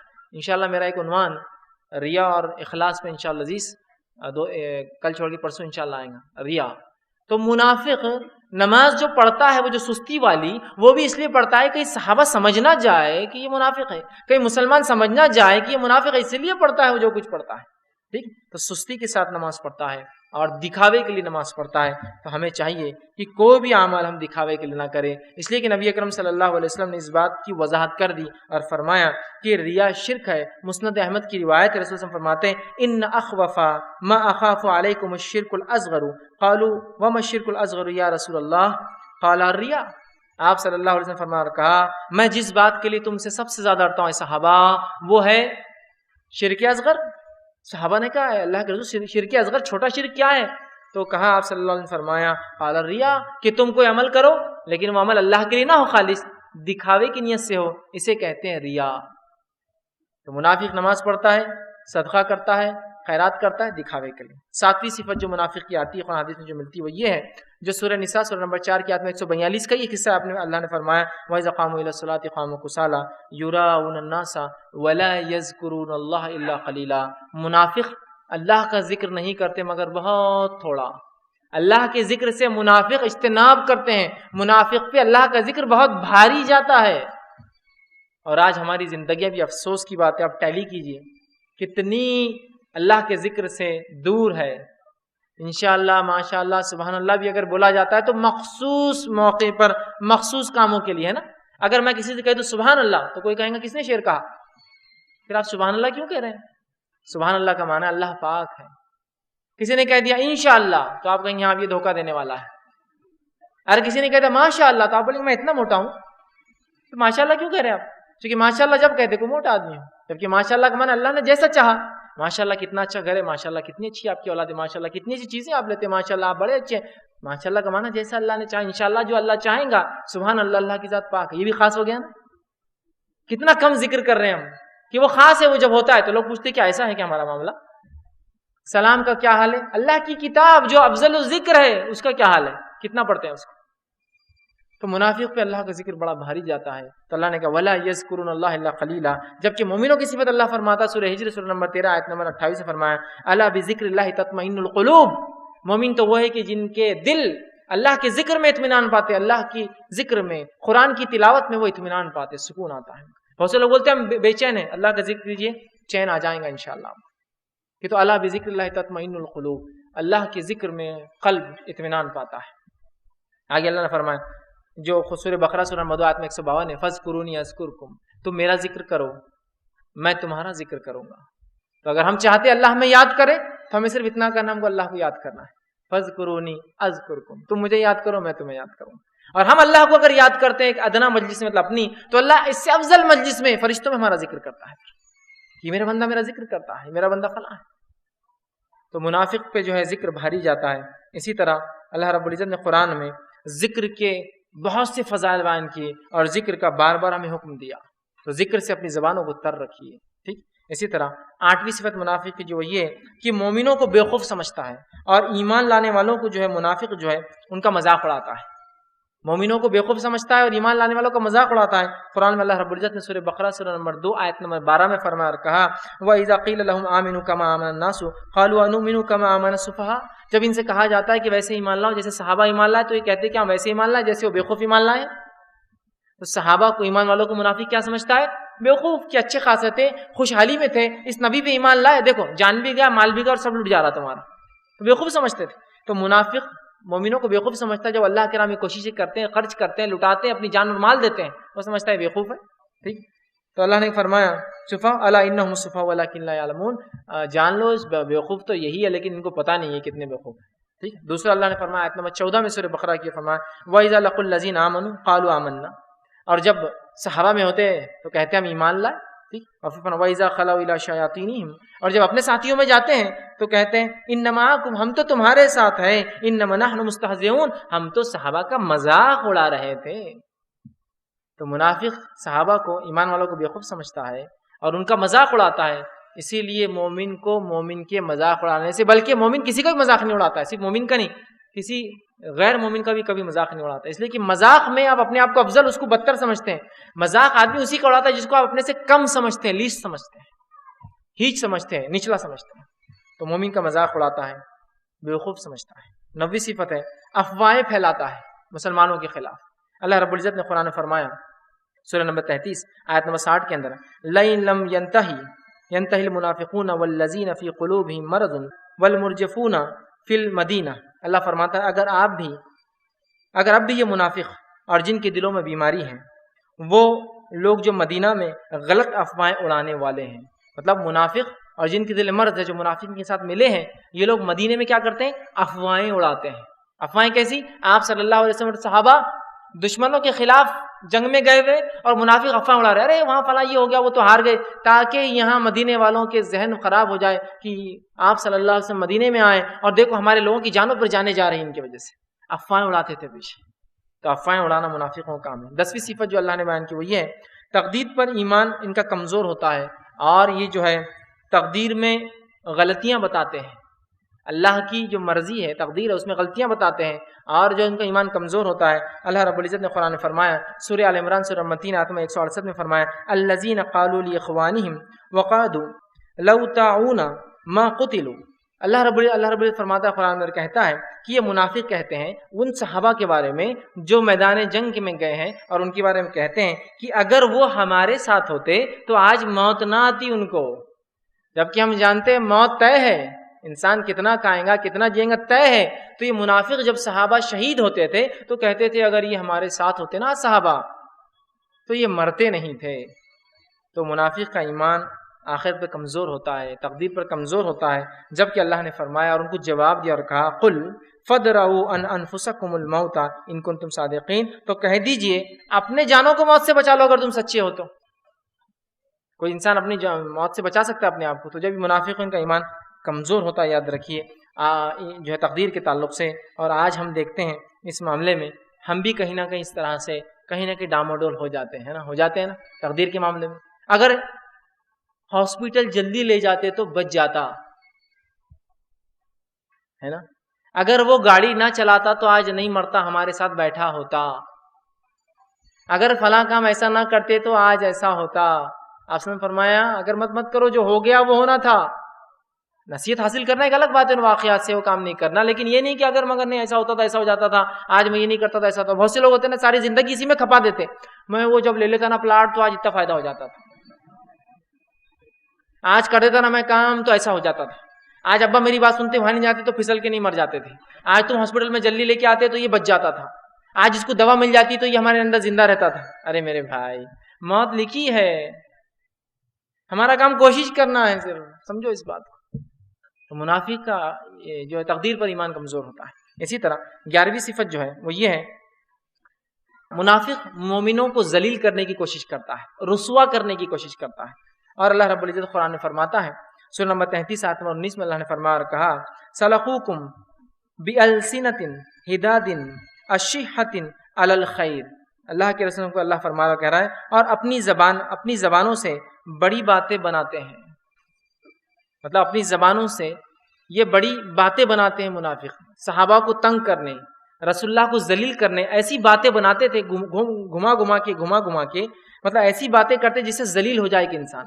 یہ منافق کی صفت یاد رکھے، ایسی گھما کے باتیں کرنا کہ آدمی ذلیل ہو جائے. اور آج ہم میں سے ہی بہت سے لوگ ہیں، کوئی آئے اور کہے کہ فلاں آدمی بڑا اچھا دین کا کام کر رہا ہے، مطلب اس کا مقصد ہے اس کی تعریف کرنا، تو فوراً ایک آدمی اٹھ کر بولتا ہے، اس کا مقصد ذلیل کرنا ہوتا ہے کہ الفاظ کیا ادا کرتا ہے اللہ ان کو ہدایت دے.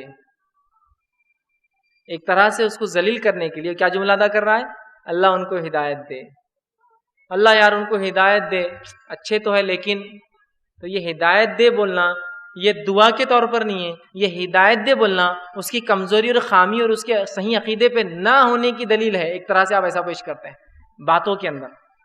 یہ کوئی تعریف کر رہا ہے عالم کتنی اچھی، اللہ ہدایت دے بس، تو مقصد اس کو دعا دینا نہیں تھا ہدایت کی، مقصد اس کی غلطی کو بتانا تھی، ہے نا. زبانوں سے ہم ایک طرح سے بات تو اچھی کر لیکن مقصد ذلیل کرنا ہے، تو منافق مومنوں کو ذلیل کرنے کی کوشش کرتے ہیں. اسی طرح جو ہے زمین میں فساد مچانا اور فساد مچا کے اپنے آپ کو مصلح سمجھنا، اصلاح کرنے والا سمجھنا. اللہ نے قرآن میں سورہ بقرہ کے اندر ان کی صفت بیان کی، آیت نمبر 11 اور 12 میں فرمایا وَإِذَا قِيلَ لَهُمْ لَا تُفْسِدُوا فِي الْأَرْضِ قَالُوا إِنَّمَا نَحْنُ مُصْلِحُونَ، کہ جب ان سے کہا جاتا زمین پہ فساد نہ کرو تو کہتے ہم تو اصلاح کرنے والے. اللہ نے فرمایا أَلَا إِنَّهُمُ الْمُفْسِدُونَ وَلَكِنْ لَا يَشْعُرُونَ، سن لو کہ یہی فساد مچانے والے لیکن شعور نہیں رکھتے، سمجھ نہیں رکھتے اس چیز کی. زمین پر فساد مچا کے اپنے آپ کو اصلاح کرنے والا سمجھتے ہیں. اسی طرح 13ویں صفت جو منافق کی آتی وہ یہ ہے دوغلا پن، اندر کچھ اور باہر کچھ. دوغلا پن منافق کی صفت ہے، یاد رکھیے. اللہ رب العزت نے ان کے بارے میں فرمایا، اور سورہ منافق سورہ نمبر 63 آیت نمبر 1 میں فرما کہا اذ جاءک المنافقون قالوا نشهد انک لرسول اللہ واللہ یعلم انک رسولہ واللہ یشہد ان المنافقین لکاذبون. اللہ فرماتا اور کہتا ہے کہ یہ منافق آپ کے پاس آ کر کہتے ہیں کہ آپ اللہ کے رسول ہیں. اللہ کہہ رہا ہے آپ اللہ کے رسول ہیں، اللہ یہ جانتا ہے کہ آپ اللہ کے رسول ہیں، لیکن اے رسول اللہ صلی اللہ علیہ وسلم آپ جان لیجئے یہ منافق جھوٹے ہیں، جھوٹے. مطلب جو آپ کے پاس آ کر یہ کہہ رہے ہیں نا ہم آپ کو اللہ کا رسول مانتے ہیں، یہ صرف اپنے جھوٹ کو چھپانے کہہ رہے ہیں، دوغلا پن ہے. سامنے کچھ ہے اور ان کے دل میں کچھ ہے. گواہی تو دے رہے آپ کی رسالت کی لیکن ان کے دل میں نفاق ہے. تو منافق دوغلا ہوتا ہے. اللہ اس معاملے میں ہم پر رحم کرے. ہم میں سے کتنے لوگ ہیں خامخواہ کے دوغلا پن کرتے ہیں. آپ کو نہیں بھی کہا جا، پتہ چل کے دو بھائیوں میں جھگڑا ہے، ادھر جا کے اس کی خیر خواہ، ادھر جا کے اس کی خیر خواہ، مقصد ہے دونوں میں لڑائی لگانا. دوغلا پن، ٹھیک ہے. 14ویں صفت جو منافقین کی آتی ہے وہ یہ ہے کہ برائی کا حکم دیتے ہیں، اچھائی سے روکتے ہیں. مومنوں کی صفت کیا ہے؟ اچھائی کا حکم دیتے ہیں، برائی سے روکتے ہیں. اللہ رب العزت نے منافقین کے تعلق سے سورہ توبہ سورہ نمبر 9 آیت نمبر 66 میں کہا فرمایا یأمرون بالمنکر وینہون عن المعروف، یہ ایک دوسرے کو منکر برائی کا حکم دیتے ہیں اور معروف اچھائی سے روکتے ہیں. کون؟ منافق. جبکہ مومن کیا کرتے ہیں؟ یأمرون بالمعروف وینہون عن المنکر، مومن جو ہے اچھائی کا حکم دیتے اور برائی سے روکتے ہیں. اور یہ صفت مومنوں کی بار بار بیان کی ہے سورہ آل عمران سورہ نمبر 3 آیت نمبر 110. اسی طرح جو ہے سورہ توبہ سورہ نمبر 9 آیت نمبر 71 میں دونوں بتایا مومن جو ہے ایک دوسرے کو اچھائی کا حکم دیتے ہیں، برائی سے روکتے ہیں، اور منافق کیا کرتے ہیں؟ ایک دوسرے کو برائی کا حکم دیتے اور اچھائی سے روکتے ہیں. ٹھیک، تو یہ منافق کی صفت ہے. اور ہم میں بہت سارے لوگ دین کی لا علمی کی بنیاد پر جب کوئی آدمی صحیح بھی کام کرتا ہے تو اس کو غلط مشورہ دیتا ہے، نہیں یہ غلط ہے، اور ایک طرح سے وہ برائی کا حکم دینے والے بن جاتے ہیں اور اچھائی سے روکنے والے بن جاتے ہیں. تو اس معاملے میں یاد رکھیے کہ ہم کبھی بھی کوئی بات تو کہہ رہے یہ غلط ہے یا وہ غلط ہے یا وہ تنظیم وہ جماعت غلط ہے، اس سے پہلے آپ کو علم ہو کہ صحیح بات کیا ہے. اس کے بغیر آپ کسی کو غلط آپ ٹھہرائے، اس لیے کہ پتہ نہیں آپ کسی کو غلط کہہ رہے ہو اور برائی کا حکم دینے میں شامل ہو جا رہے ہو اور اچھائی سے روک دے رہے ہو کسی کو. ٹھیک ہے، ٹھیک. اسی طرح 15ویں صفت منافق کی جو آتی ہے وہ یہ ہے منافق بخیل ہوتا ہے، کنجوس. منافق بخیل ہوتا ہے، وہ کنجوس ہوتا ہے. ٹھیک، اور وہ اللہ کے راہ میں خرچ نہیں کرتا. اللہ رب العزت نے اس بات کو سورہ نمبر 9 سورہ توبہ آیت نمبر 66 میں فرما کہا کہ منافق وہ ہے جو برائی کا حکم دیتے ہیں اور اچھائی سے روکتے ہیں. اور پھر فرمایا وَيَقْبِضُونَ أَيْدِيَهُمْ، اور اپنے ہاتھوں کو کھینچ کر رکھتے ہیں، اپنے ہاتھوں سے اللہ کی راہ میں خرچ نہیں کرتے. تو منافق اللہ کی راہ میں خرچ نہیں کرتا، کنجوس ہوتا ہے، بخیل ہوتا ہے. یاد رکھیے یہ منافق کی صفت ہے. اور مومن اللہ کی راہ میں خرچ کرتے ہیں، اپنے نفسوں کو ضرورت کے باوجود بھی وہ دوسروں کے لیے خرچ کرتے ہیں. یہ مومنوں کی صفت ہے. ٹھیک ہے. اسی طرح جو ہے 16ویں صفت جو منافقین کی آتی ہے وہ یہ ہے کہ اللہ اور اس کے رسول کے وعدوں کا ان کو یقین نہیں ہوتا. اللہ اور اس کے رسول نے جو وعدے کیے ان کو یقین نہیں ہوتا اس چیز کا. آئیے ایک واقعہ سنیے. صحیح مسلم کی روایت ہے جنگ خندق میں یہ ہوا کہ نبی اکرم صلی اللہ علیہ وسلم اور صحابہ کے ساتھ وہ کھدائی کر رہے تھے. ہم جانتے جنگ خندق میں ایک پلان بنایا گیا کہ دشمن سے مدینہ کو بچانے کے لیے ہم خندق کھود دیں گے، گڑھا کر لیں گے. جب خندق کھودی جا رہی تھی تو ایک جگہ ایک پتھر آ گیا. آپ صلی اللہ علیہ وسلم بتایا کہ اللہ کے رسول پتھر آ گیا، بڑا مضبوط ہے، ٹوٹ نہیں رہا. آپ صلی اللہ علیہ وسلم نے کہا ٹھیک ہے. آپ نے کدال لے کر اس پر مارا تو اس میں سے ایک سفید روشنی، دوسری کدال مارا تو ایک لال روشنی نکلی. آپ صلی اللہ علیہ وسلم نے کہا مجھے یہ بتایا گیا ہے کہ تمہیں اللہ رب العزت خیسر و خسرا کے جو ہے خزانے عطا فرما دیں گا. اور خیسر اور خسرا یہ اس زمانے کی سپر پاورز تھے دو. اور یہاں حالت تو یہ تھے ظاہری کہ مدینے کو ڈیفینڈ کرنا بھی مشکل جا رہا تھا صحابہ کے لیے. کہ جنگ نہ لڑنے کے بدلے سوچا گیا تھا کہ ہم کھدائی کر کے خندق بنا لیں گے. تو منافقین میں کے جو سردار کچھ لوگ تھے فوراً گئے اور منافقین کے سردار سے کہا, جو اس زمانے میں عبداللہ بن ابی اس کا نام تھا, کہا کہ محمد صلی اللہ علیہ وسلم بول رہے ہیں کہ جو لوگ کھانے اور بھوک مری سے پریشان ہیں, جو مدینے کو بچا نہیں سکتے, وہ جو ہے خیسر و خسرہ پہ راج کرنے والے ہیں, اس کے خزانے ان کے پاس آنے والے ہیں. تو اللہ رب العزت نے اس بات کا جواب قرآن میں یوں دیا اور فرمایا وَإِذْ يَقُولُ الْمُنَافِقُونَ وَالَّذِينَ فِي قُلُوبِهِم مَّرَضٌ مَّا وَعَدَ اللَّهُ وَرَسُولُهُ إِلَّا غُرُورًا. وہ لوگ جو منافق ہے اور جو ان کے ساتھ جن کے دلوں مرض ہے, وہ کہتے ہیں کہ اللہ کے اور اس کے رسول جو وعدہ کرتے ہیں نا, وہ صرف ایک دکھاوا ہے, وہ صرف ایک بات ہے, اس کی حقیقت نہیں ہے کچھ. تو اللہ اور اس کے رسول کے وعدوں پر ان کو یقین نہیں ہے. اور افسوس کی بات ہے, یہ تو خالص منافقوں کی بات ہو رہی ہے. ہم میں سے بہت سارے لوگ ہیں, جب اللہ کتاب کی باتیں اور اس کی آیتیں آتی ہیں, جب رسول اللہ کی ایسی باتیں جو بات سمجھ میں نہیں آتی کبھی, وہ کہتے نہیں سمجھ میں نہیں آ رہی تو ہم ان چیزوں کو نہیں مانتے, ان وعدوں پہ ہم کو یقین نہیں. کس نے دیکھا جنت, کس نے دیکھا جہنم, کس کو پتا کون کہاں جانے والا, بھائی اپن اس کو نہیں مانتے, ہے نا. اللہ اس کے رسول وعدہ کر رہے ہیں اپنے, اللہ وعدہ کر رہا ہے جنت جہنم کا, رسول وعدہ کر رہے ہیں کہ اگر یہ کام کرو تو, ہم کو یقین نہیں. تو بہرحال وہ منافق جو ہے اس کی صفت ہے, وہ وعدوں پر ایمان نہیں رکھتے. اسی طرح 17ویں صفت, لوگوں کے ڈر سے گناہ کرتے ہیں, گناہ نہیں کرتے, لیکن جب اکیلے ہوتے تو گناہ کرتے ہیں. منافق کی صفت کیا ہے, جب لوگوں میں ہوتے تو گناہ نہیں کرتے, نہیں بھائی لوگ دیکھ رہے ہیں, جب لوگوں سے نکل جاتے ہیں تو برابر گناہ کرتے ہیں. اللہ رب العزت نے اس بات کو سورہ نساء سورہ نمبر 4 آیت نمبر 108 میں فرمایا اور کہا, وہ لوگوں سے چھپ جاتے ہیں اور اللہ سے نہیں چھپ سکتے, مطلب لوگوں سے چھپتے اللہ سے نہیں چھپ سکتے. وہ راتوں کے وقت جب کہ اللہ کی ناپسندیدہ باتوں کے خفیہ مشورے کرتے ہیں, اس وقت بھی اللہ ان کے پاس ہوتا ہے, ان کے تمام اعمال کو گھیرے ہوئے. مطلب منافق جب صحابہ میں ہوتا ہے تو نیک کام کرتے تھے, اور جب اکیلے میں جاتے تو گناہ کرتے تھے. آج ہم میں سے بہت سے لوگ ایسے ہیں, لوگوں میں ہوتے ہیں تو بڑی نمازیں ہیں, لوگوں میں ہے تو فوراً کو فقیرہ تو صدقہ کر رہے ہیں, اکیلے میں اگر ہے تو کوئی نماز نہیں, فقیرہ تو گالی دے کے کال دے رہے ہیں اس کو. تو لوگوں میں ہے تو نیکیاں کر رہے ہیں, لوگوں کی نظروں سے چھپ گئے تو گناہ کر رہے ہیں, ہے نا. ہوتا ہی نہیں ہوتا. اورنگ آباد شہر میں ہے اور اورنگ آباد کے اندر لوگ ہم کو پہچانتے ہیں تو یہاں گناہ نہیں, لیکن ہم ممبئی پونا چل جائے تو پھر آپ دیکھ کے بولیں گے یہ وہی ہے کیا جو اورنگ آباد میں دیکھتے, ہاں یہ وہی ہے. ارے یار یہ تو یہاں عجیب ہو گیا, ہاں نہیں یہ تو چونکہ اب یہاں کون پہچانتا اس کو, اب تم نے غلطی سے دیکھ لیا اس کو وہاں. تو لوگوں میں ہے تو نہیں گناہ نہیں کرنا, اس لیے کہ لوگ بول دیں گے, پہچانیں گے, کیا سوچیں گے, ہے نا. جب لوگوں میں نہیں ہے تو ہلے سے گناہ کرتے ہیں, یا لوگوں سے دور جاتے تو گناہ کرتے ہیں.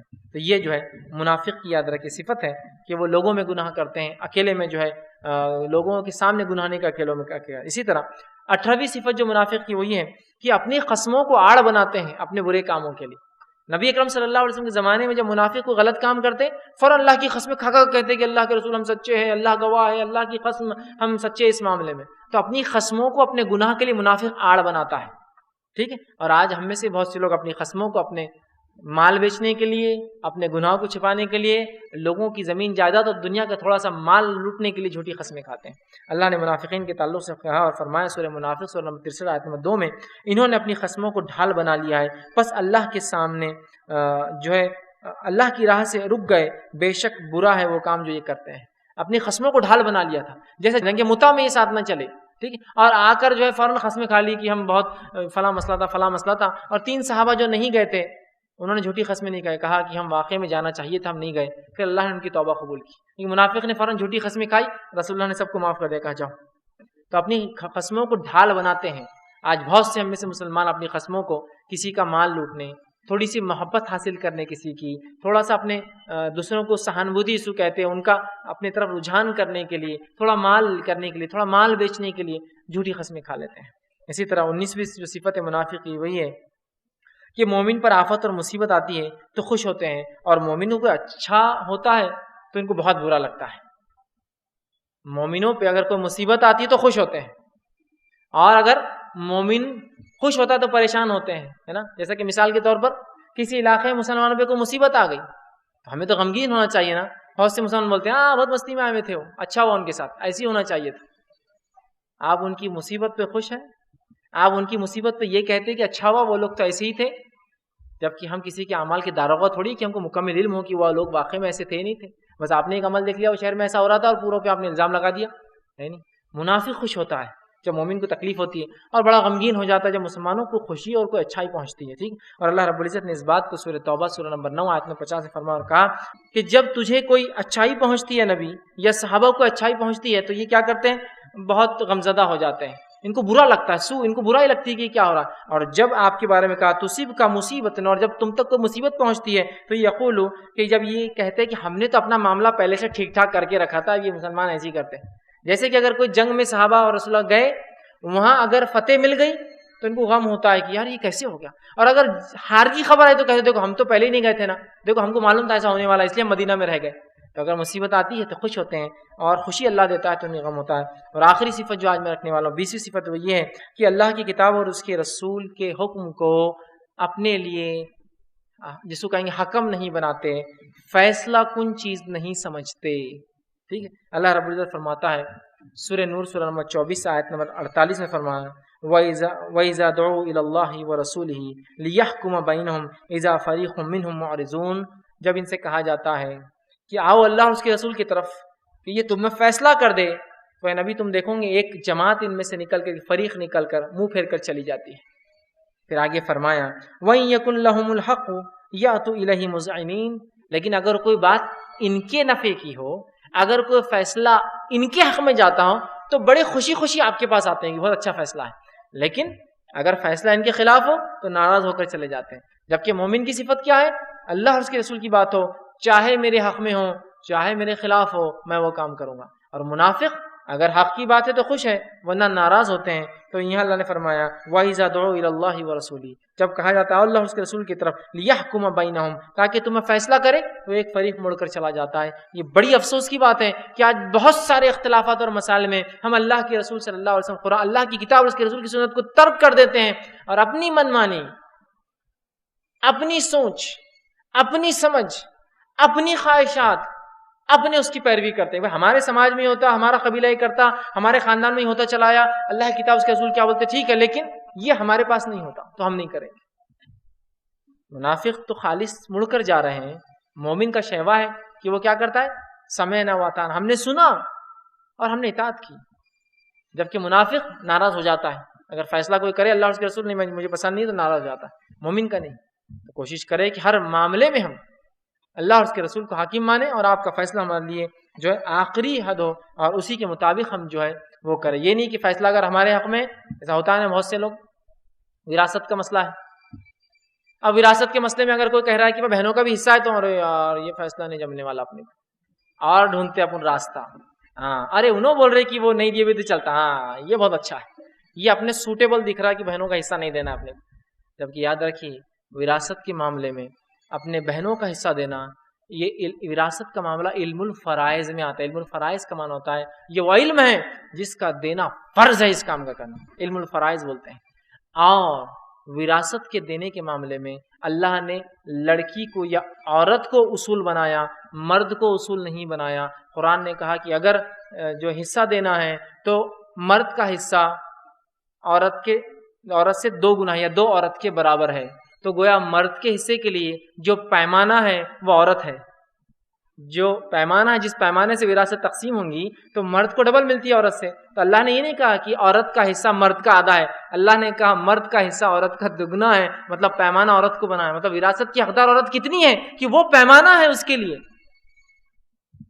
تو جب وراثت کا معاملہ ہے تو نہیں، یہ اپنے کو بات نہیں جمتی. بھائی ابا نے کمایا، اپنے ساتھی بہنوں کا حصہ کیوں دیں گے؟ تو یہ بات نہیں جمیں گی. ہاں اگر کوئی کہہ دے نہیں ایسا نہیں بھی تو چلتا، ہاں وہ کتنا اچھا فیصلہ دیا انہوں نے، تو فیصلہ اللہ اور اس کے رسول کے مطابق نہیں، فیصلہ اپنی خواہشات کے مطابق. اور اگر حق میں ہو تو پھر تو بڑے چلے. جیسا کہ جب کوئی معاملہ میرے خلاف ہو میں کس کو بھی نہیں مانتا.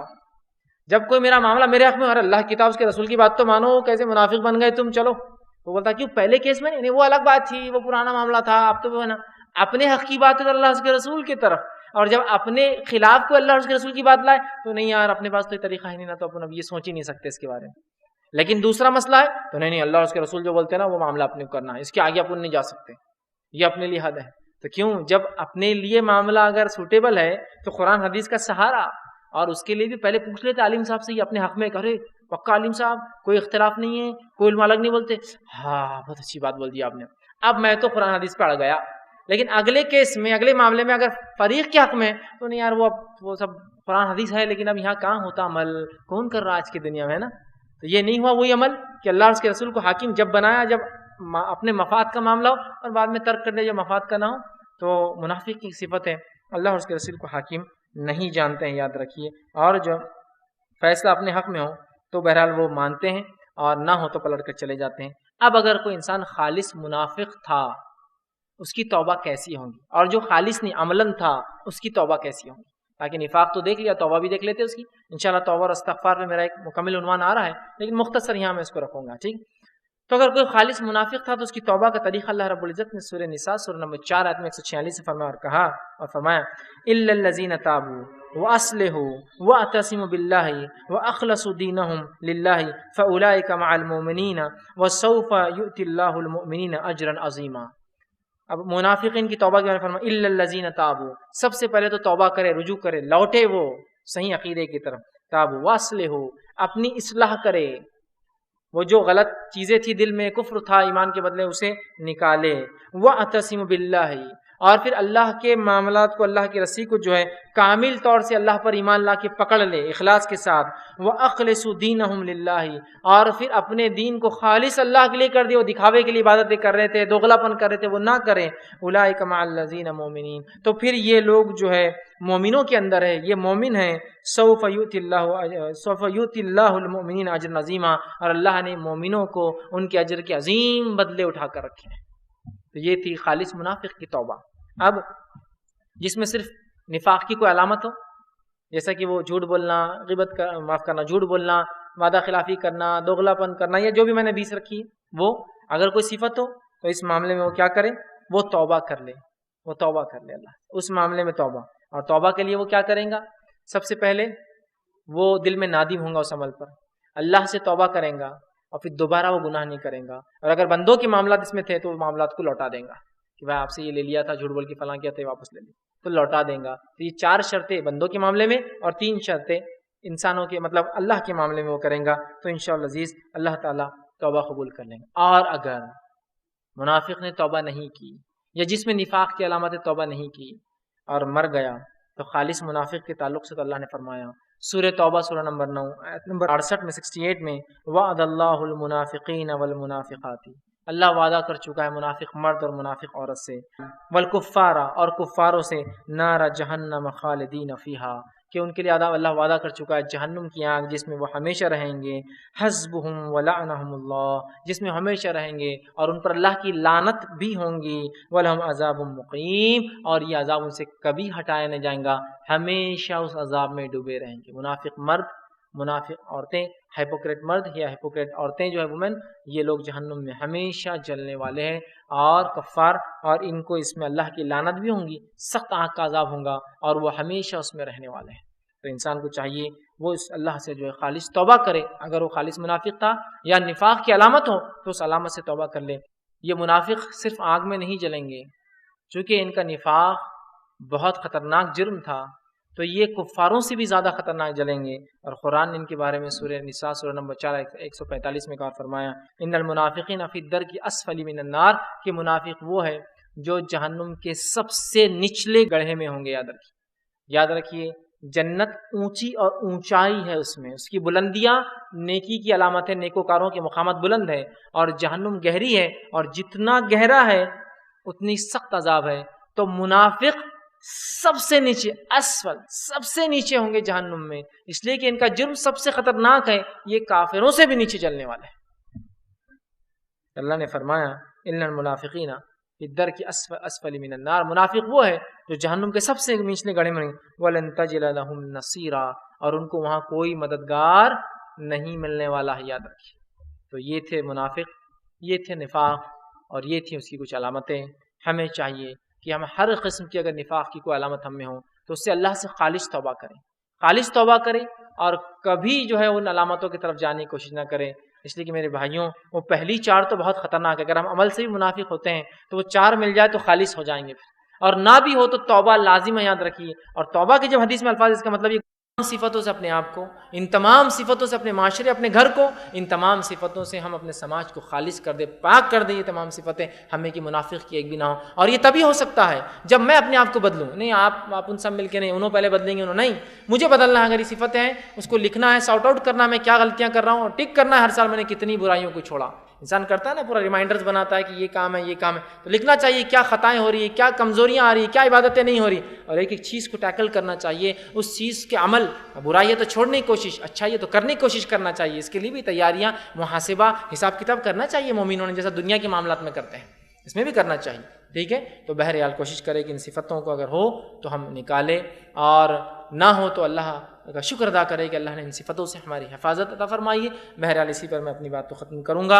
اللہ رب العزت سے آخر میں دعا ہے کہ اللہ سبحانہ تعالیٰ تمام بری خصلتوں سے جو ہے ہماری جو حفاظت عطا فرمائے، تمام نفاق کی علامتوں سے ہماری حفاظت عطا فرمائے۔ اگر کچھ نفاق کی علامتیں ہوں گی تو اللہ سبحانہ تعالیٰ ہمارے لیے آسان کرے کہ ان نفاق کی علامتوں کو ہم اپنے نفسوں سے نکال دے، اور ہماری سچی توباؤں کو اللہ سبحانہ تعالیٰ قبول کرے۔ جب تک ہمیں زندہ رکھے، اسلام اور ایمان پر زندہ رکھیں، خاتمہ ایمان پر ہو۔ وآخر دعوانا الحمد للہ رب العالمین۔ سبحان ربک رب العزت عما یصفون وسلام علی المرسلین والحمد للہ رب العالمین۔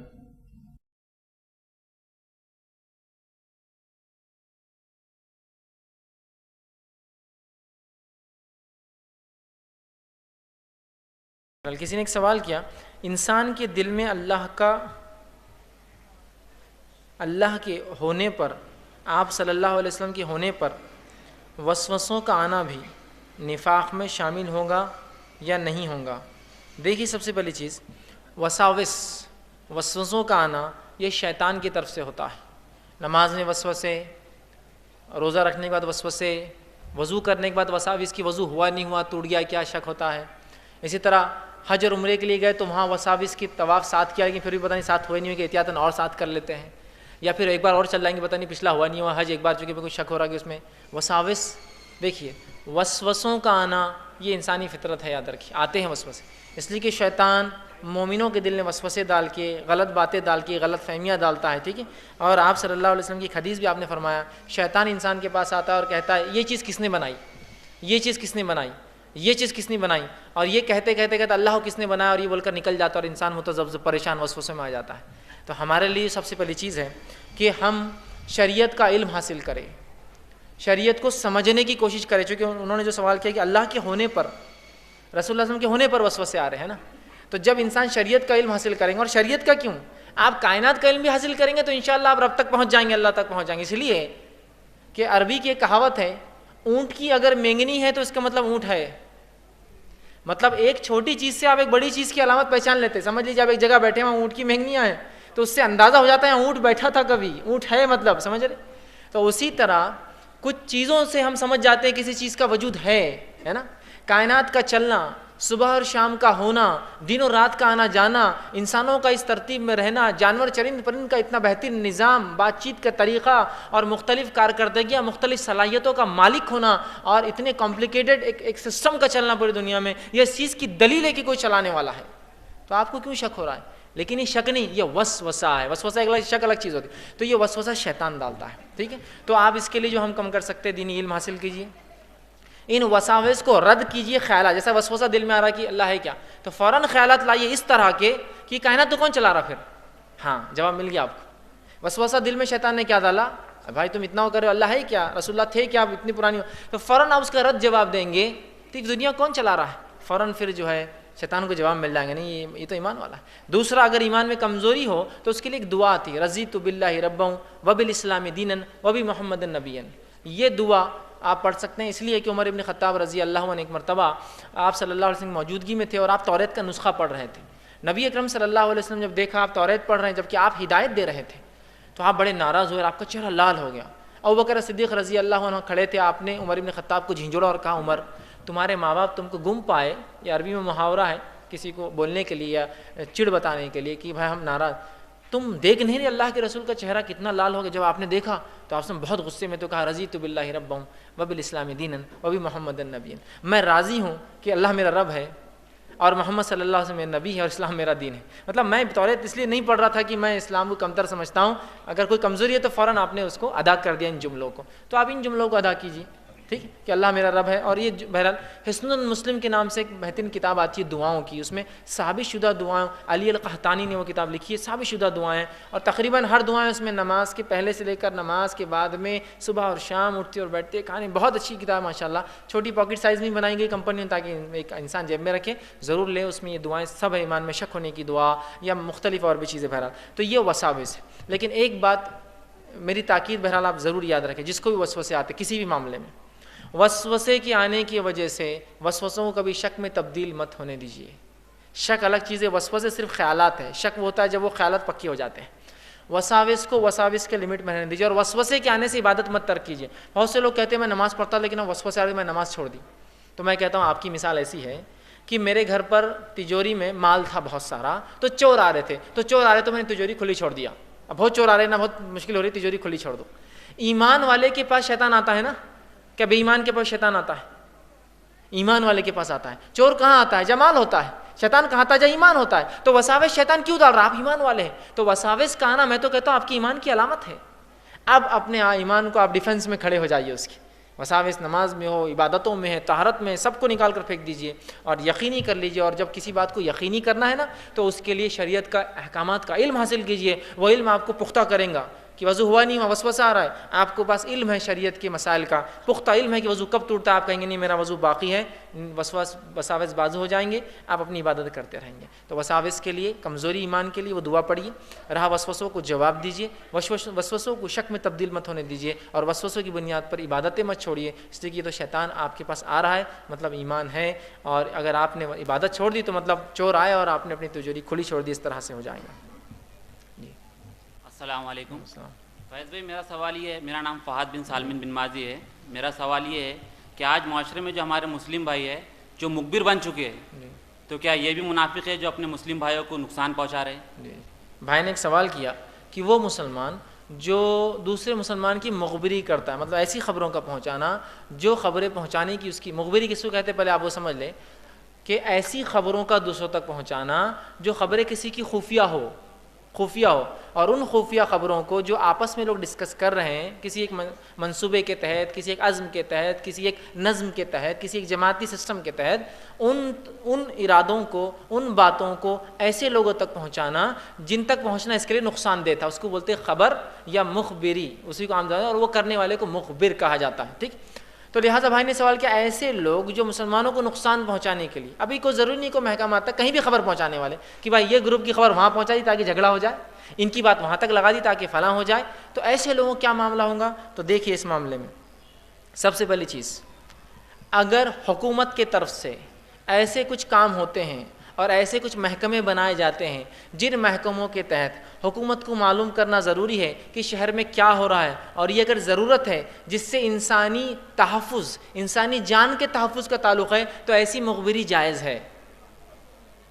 جیسے کہ نفس پرست لوگ انسانیت کی قتل کے منصوبے بنا رہے ہیں اور ایک انسان ان منصوبوں کو جا کر صحیح لوگوں تک خبر دیتا ہے، یہ بالکل جائز مخبری ہے۔ سمجھ رہے ہیں آپ؟ کوئی چور چوری کا منصوبہ بنا رہا ہے اور اس خبر کو سن کر کوئی مخبری کر رہا ہے جا کر پولیس کے پاس کہ وہ چوری کا منصوبہ بنا رہے ہیں اس لیے کہ انسانیت نقصان میں آئیں گی، تو یہ جائز مخبری ہوئی۔ سمجھ رہے ہیں آپ بات کو؟ چونکہ اس میں انسانیت کی کنسٹرکشن کی بات ہو رہی، اچھائی کی بات ہو رہی، نقصان کی بات نہیں ہو رہی ہے۔ لیکن کچھ لوگ جانتے ہیں کہ فلاں لوگ اچھے ہیں، ان کے عزائم اچھے ہیں، لیکن ان کے اچھے عزائم کو دبانے کے لیے اگر یہ کام کیا جا رہا ہے، لوگوں کو ستانے کے لیے کام کیا جا رہا ہے، لوگوں کو تکلیف دینے کے لیے کام کیا جا رہا ہے، تو پھر یہ تو حرام ہوئی، یہ تو گناہ کا معاملہ ہوا، اور یہ ظاہر سی بات ہے دوغلے پن میں آئیں گا۔ اس لیے کہ کوئی بھی آدمی کسی مخالف آدمی کے سامنے تو اپنے راز کھولنے والا نہیں، جب وہ داخل ہوں گا تو ہم نوا بن کر، دوست بن کر، خیرخواہ بن کر آئیں گا، پھر اس کے سامنے بات ہوں گی، پھر اس بات کو لے کر جا کر نقصان کے لیے، جھگڑے کے لیے، زمین فتنے کے لیے کریں گا، تو ایسی مخبری کرنا ظاہر سی بات ہے یہ نفاق ہے۔ اس لیے کہ منافقین نے ایمان اس لیے ہی تو لایا تھا کہ صحابہ میں رہ کر ان کے منصوبے سنے اور مشرکین مکہ تک خبریں پہنچائے، انہوں نے ہپوکریسی، انہوں نے نفاق، دوغلا پن اسی لیے اختیار کیا تھا، تو لہٰذا یہ دوغلا پن یقیناً پھر نفاق میں آئیں گا۔ لیکن کسی کو صرف شک کی بنیاد پر مخبر قرار دینا اور منافق کہنا یہ بالکل بالکل بالکل درست نہیں ہوگا، ورنہ حالات ایسے ہیں، میں جانتا ہوں کوئی بھی بیچارہ آدمی بازو کھڑا ہو گیا مخبر ہے کیا؟ مطلب کوئی لمٹ ہوتی ہے کسی چیز کی یار، ہر چیز کو بس ہر چیز کو شک، شبہ اور خوف اور مخبری اور اس سینس میں نہیں لینا چاہیے۔ اور یہ جب ڈر ہو جاتا ہے نا، یہ ڈر جب دلوں میں گھر کر جاتا ہے نا، تو بہت نقصان پھر ہم کو اٹھانا پڑتا ہے۔ یہ ڈر ایک عجیب چیز ہے، اس کو نکالنے کی ضرورت ہے۔ ہر آدمی آپ کے خلاف نہیں ہے، ہر محکمہ آپ کے خلاف نہیں ہوتا ہے، یہ ہماری غلطیاں ہوتی کبھی کہ ہم کسی کو اپنے خلاف سمجھ لیتے ہیں، ہم کو اس چیز کو سمجھنے کی ضرورت ہے۔ اب میں ایگزامپل دیتا ہوں کہ ہماری غلط فہمی کا کیا نتیجہ ہوتا ہے۔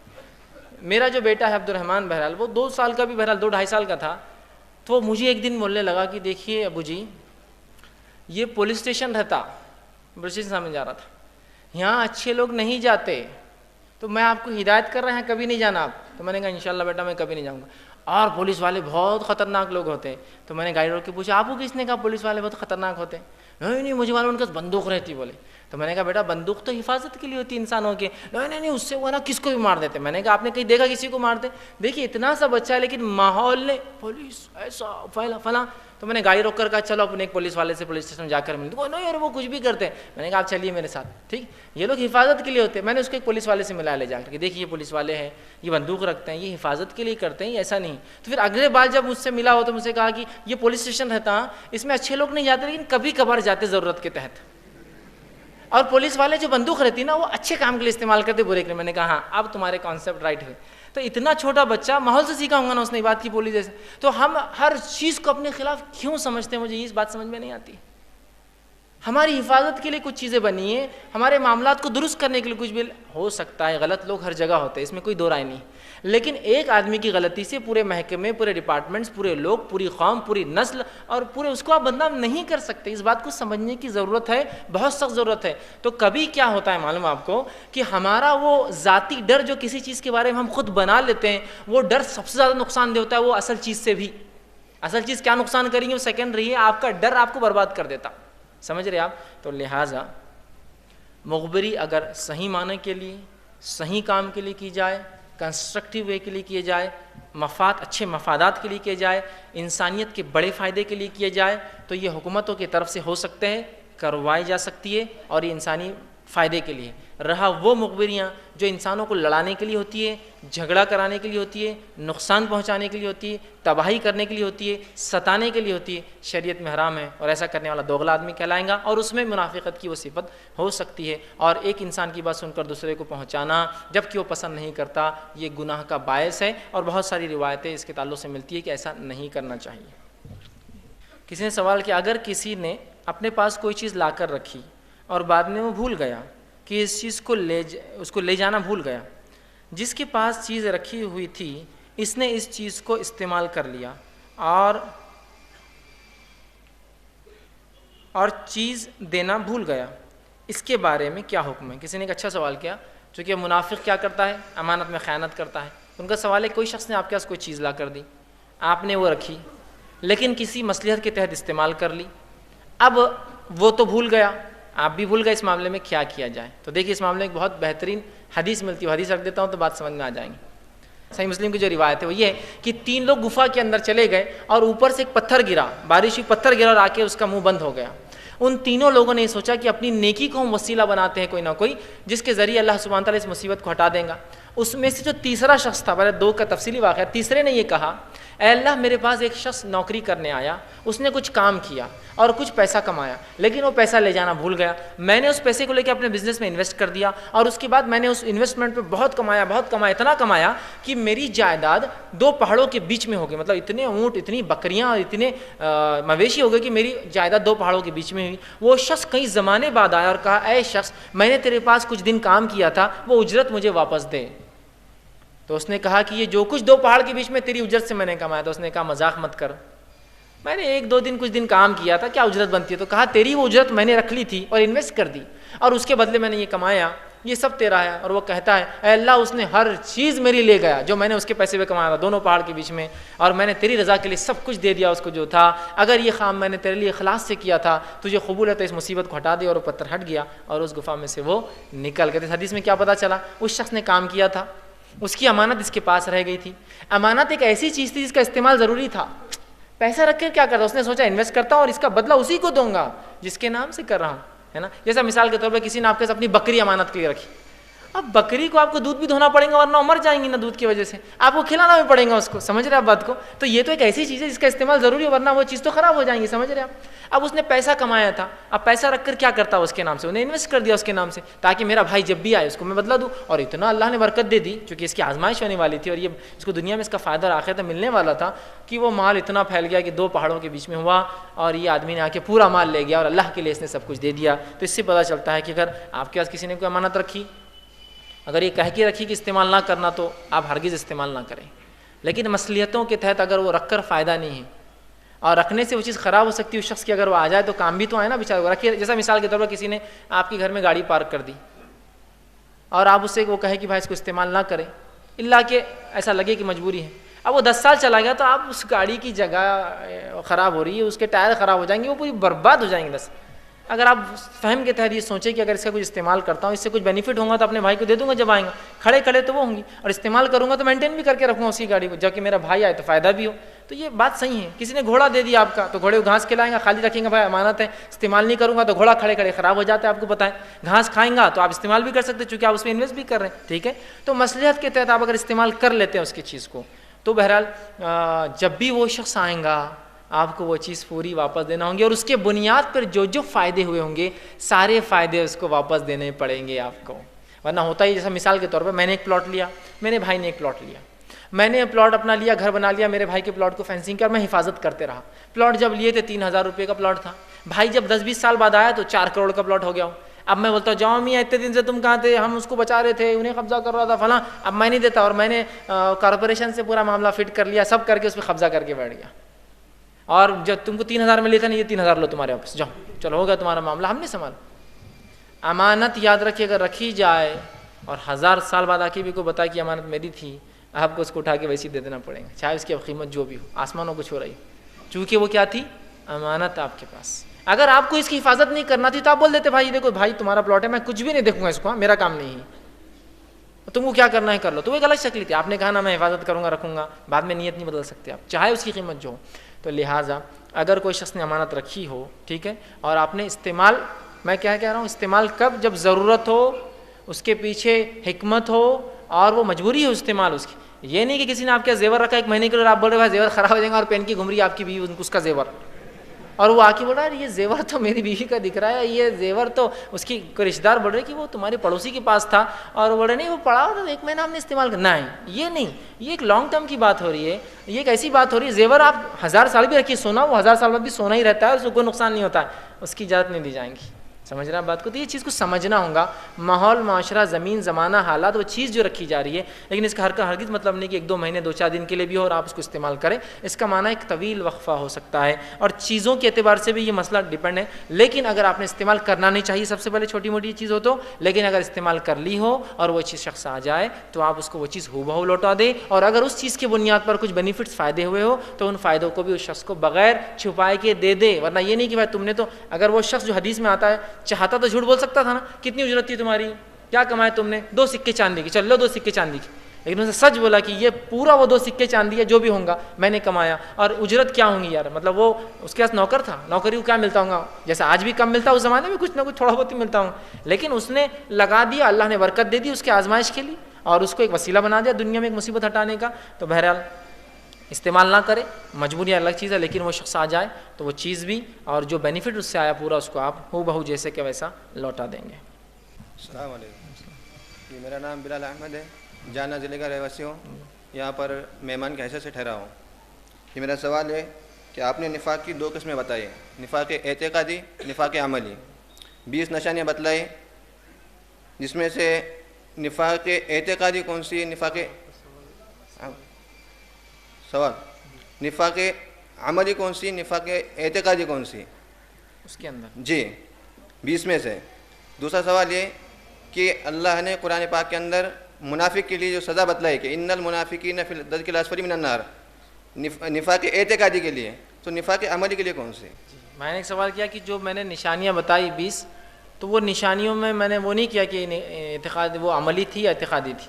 دیکھیے قرآن میں جتنی بھی منافق کی نشانیاں آئی ہیں وہ سب اعتقادی منافقی کی نشانی تھی، کیونکہ آپ کے زمانے میں جو منافق تھے پورے عقیدے سے منافق تھے، عمل سے نہیں تھے صحابہ کوئی بھی، ٹھیک. تو وہ مکمل طور سے وہ عقیدے کے منافق تھے، اور انہی کی نشانیاں ہیں یہ جو میں نے آپ کے سامنے پوری 20 کی 20 رکھی، اور اس کے علاوہ بھی جو قرآن حدیث میں ملتی ہے وہ پوری جو عقیدے کے اعتبار سے. لیکن جب کوئی مومن مکمل عقیدے سے منافق نہ ہو اور وہ علامتیں جو اعتقادی منافقین کی، مطلب جو عقیدے سے منافق ہوتے اس کے اندر ہو، تو اس کے لیے ضروری ہے کہ اگر وہ ہو تو وہ نشانیوں کو چھوڑے اور اس سے اللہ کے پاس توبہ کرے. جو سزا کا تذکرہ آیا ہے وہ ان منافقین کے لیے ہے جو عقیدے کے منافق ہے، جو جہنم میں سب سے نچلے طبقے میں رہیں گے. رہا اس نفاق علامت کے لیے جو مسلمانوں میں آ جاتی ہے تو اس کے لیے وہ جو گناہ ہیں اس کی اللہ نے جو سزا رکھی ہوں گی وہ سزا اس کو ملیں گی. یقیناً وہ اعتقادی منافق والی سزا نہیں ملیں گی، ٹھیک ہے، اس لیے کہ اللہ کسی پر ظلم نہیں کرتا اور اس کا نفاق نہیں تھا بلکہ اس کا اعتقاد سے جو نفاق نہیں تھا بلکہ عمل سے تھا ایک مسلمان کا جو ہم لوگ کرتے ہیں. تو لہٰذا اس کو سزا اس نے جو جرم کیا، جو گناہ کیا، اس کے مطابق ملیں گی. اور جو عقیدے کا منافق تھا، جو آپ کے زمانے میں پورے تھے اور ہر دور میں ہوتے ہیں، آج بھی ہے بہت سے مسلمانوں میں ایک الگ، تو ان کو سزا تو وہی ملیں گی جو قرآن نے بتائی. لیکن جو نشانیاں میں نے آپ کے سامنے رکھی، یہ ساری نشانیاں قرآن حدیث میں اعتقادی جو ہے منافقین کے تعلق سے آئی تھی. اور آپ سمجھ کی وہ حدیث اس کی دلیل ہے جس نے کہا کہ چاروں ایک ساتھ ہو تو پھر یہ بھی جو ہے اعتقادی بن جاتا ہے، یہ بھی عقیدے کا جو منافق بن جاتا ہے. تو ہمیں کوشش کرنا چاہیے کہ وہ چار نشانیاں تو کبھی بیک وقت ہم میں نہ آئے. اگر ان میں سے کوئی ہو یا باقی 20 یا اس کے علاوہ جو آتی ہے اس میں ہو تو ہم فوراً ان نشانیوں کو چھوڑیں، ان عمل کو چھوڑیں اور اللہ سے سچی جو ہے توبہ کریں. انشاءاللہ عزیز اللہ رب العزت کو ہم ضرور جو اپنے رب کو توبہ قبول کرنے والا پائیں گے. کسی نے ایک سوال کیا جو جنت کے تعلق سے پہلا عنوان آیا تھا کہ جنت میں آدمیوں کے ساتھ حوریں بھی ہوں گی اور ان کی بیویاں بھی ہوں گی، تو کیا حوروں اور بیویوں کے درمیان جھگڑا ہوگا؟ اچھا سوال کیا جس نے بھی کیا. دیکھیے سب سے پہلی چیز تو یہ ہے کہ جنت میں مردوں کو جو ہے بیویاں ملیں گی اور حوریں بھی ملیں گی، لیکن جنت میں ہمیں کوئی اور کسی بھی قسم کی خرابی نہیں ہوں گی. ہم انسان پرفیکٹ ہیومن بینگز بن جائیں گے. کسی قسم کی نہ جسمانی خرابی اور عیب، کسی قسم کا اندرونی یا ظاہری عیب، اور نہ ہی کسی قسم کا فطری عیب ہم میں باقی رہیں گا. ہم پرفیکٹ ہیومن بینگز ہو جائیں گے، مکمل انسان بن جائیں گے. کوئی حسد نہیں، کوئی جلن نہیں، کوئی کینہ نہیں، کوئی بغض نہیں. اور جو عورتوں کا آپس میں سوکنوں کا دو بیویاں سمجھو ہے ان کا، یا حوریں بھی ظاہر سی بات ہے بیویوں کے جیسا ہی رہیں گی. تو جو دنیا میں تو فطری ہے چیز ہے کہ تھوڑا سا انبن بہرحال ہوتے رہتی ہے اور چلتے رہتی ہے، ٹھیک ہے. تو بہرحال کیا ایک سوال آیا کہ کیا وہاں ہوں گا، تو یقیناً وہاں کسی بھی قسم کی فطری اور اخلاقی برائیاں نہیں پائی جائیں گی. تو لہٰذا جب حسد نہیں ہوں گی اور اسی کے ساتھ غیرت جس کو بولتے ہیں نا، وہ عربی میں ایک لفظ ہوتا ہے غیرت، وہ بہت سارے معنوں میں آتا ہے. جو ایک بیوی کو دوسری بیوی سے غیرت ہوتی ہے، اگر ایک شوہر آدمی کی دو بیویاں ہوں تو ان میں جو عمل ہوتا ہے، جو ریس ہوتی ہے کہ شوہر میرے طرف مائل ہو، اس کو غیرت بولتے ہیں. کبھی شوہر بیوی سے جو اس کو بے پردہ دیکھ لے تو جو اس کو جوش آتا ہے اس کو بھی غیرت بولتے ہیں. عربی میں غیرت ایک بہت وسیع معنی میں استعمال ہوتا ہے. تو وہ غیرت کے تحت کبھی جھگڑا ہوتا ہے اور کبھی حسد کے تحت جھگڑا ہوتا ہے، جلن جس کو بولتے ہیں عام زبان.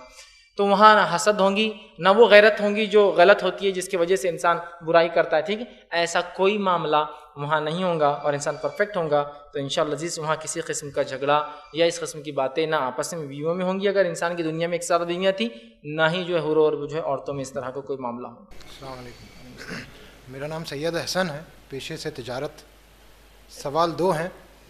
نفق سے بچنے کا سب سے بہترین طریقہ اور توبہ کا سب سے افضل وقت یا درجہ رسول اللہ اور اللہ تعالیٰ کی نظر میں.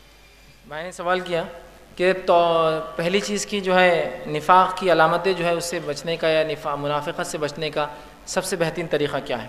تو دیکھیے اس کا سب سے بہترین طریقہ یہ ہوگا کہ ہم اللہ کی کتاب اور اس کے رسول صلی اللہ علیہ وسلم کی تعلیمات حاصل کریں اور اس پر جیسا ایمان لانے کا حق ہے ویسا ایمان لائے. اس لیے کہ نفاق تبھی پیدا ہوتا ہے جب ایمان میں کمزوری آتی ہے انسان کی. چاہے جھوٹ بولنا ہو، انسان جھوٹ کیوں بولتا ہے؟ اس لیے کہ وہ سوچتا ہے جھوٹ بول کے کچھ مال بیچ کے فائدہ کما لوں گا. جب انسان کا عقیدہ درست ہو کہ رزق دینے والا اللہ کی ذات ہے تو جھوٹ بولنا اسلام نے غلط قرار دیا، تو میں کبھی جھوٹ نہیں بولوں گا اس لیے کہ میرا رب ناراض ہوتا ہے. تو عقیدے کی کمزوری سے وہ جھوٹ بولتا ہے، عقیدے کی کمزوری دوغلاپن کرتا ہے. تو سب سے پہلے انسان شریعت کا علم حاصل کرے اور اپنے عقیدے کو مضبوط کرے، پہلا. دوسرا کام جو کرے وہ یہ ہے کہ منافقت کی کیا صفتیں منافقوں کی ہوتی ہے ان تمام صفتوں کی اسٹڈی کرے اور اس کے بعد ان کو اپنی زندگی میں ہو تو نکالنے کی کوشش کرے. مطلب جہاں پازیٹیو کا نالج کیا کرنا ہے حاصل کرے، کیا نہیں کرنا شریعت میں دیا اس کا بھی حاصل کرے، اور نفاق کی علامتیں کیا ہے وہ جاننے کی کوشش کرے اور اس کو اپنے نفس سے نکالنے کی کوشش کرے. جیسا جھوٹ ہے اور دوغلاپن اور بہت ساری باتیں آئی ہیں، وعدہ خلافی ہے اور جھگڑا گالی گلوچ کرنا، اس کو نکالنے کی زندگی سے کوشش کریں. یہ بہترین چیز ہوں گی کہ ہم منافقت سے بچ جائیں. دوسرا کہ سب سے بہترین افضل وقت کب ہے کہ انسان اپنے رب سے جو ہے توبہ کرے. تو دیکھیے توبہ کرنے کے لیے بھی انسان دعا مانگتا ہے. تو اگر دعا کا سب سے افضل وقت پتہ چل جائے تو توبہ بھی ظاہر سی بات ایک قسم کی دعا ہوتی ہے.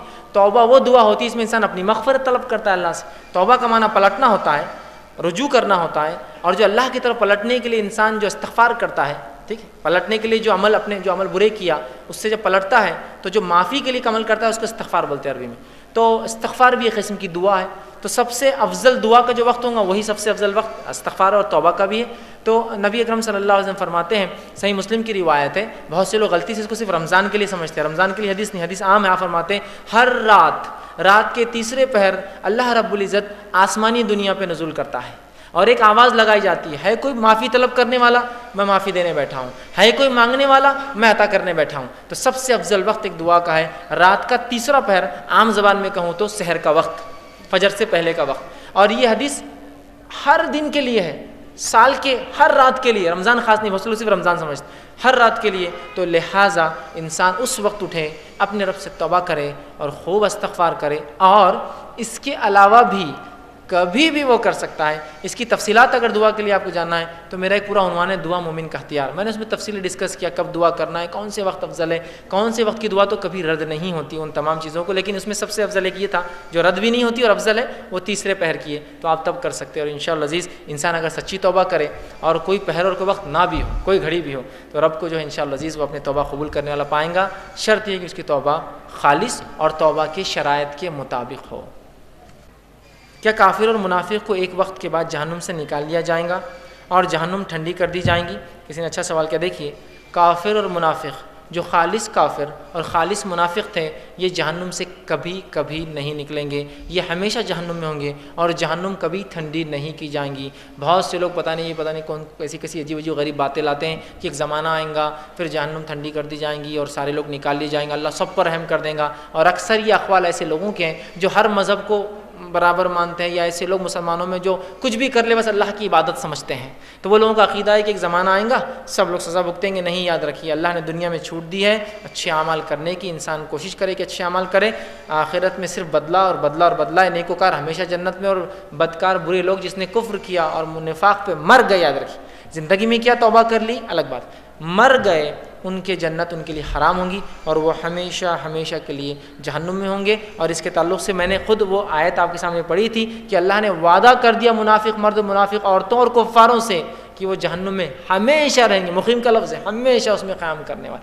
تو ان کے لیے وہ نہیں ہے. جو خالص تھا, جن میں کچھ صفتیں تھیں, تو بہرحال وہ اگر توبہ کر لی تو ٹھیک, نہ کرے تو مرنے کے بعد سزا بھگتیں گے اور انشاءاللہ عزیز جو ہے نکل کر ضرور آئیں گے. لیکن جو خالص اس پر مرا تو اس کے لیے تو جہنم ہمیشہ کا ٹھکانہ ہوگی. میرا ایک سوال تھا کہ آپ نے بتایا کہ بہنوں کے حصے کے تعلق سے کہ آدمی کا حصہ عورت سے دگنا بتایا آپ نے. تو میں سنا کہ ایک شخص سے معلومات لیے تھے, مطلب نام تو ظاہر نہیں کرنا چاہتے ہیں انشاءاللہ ان کا.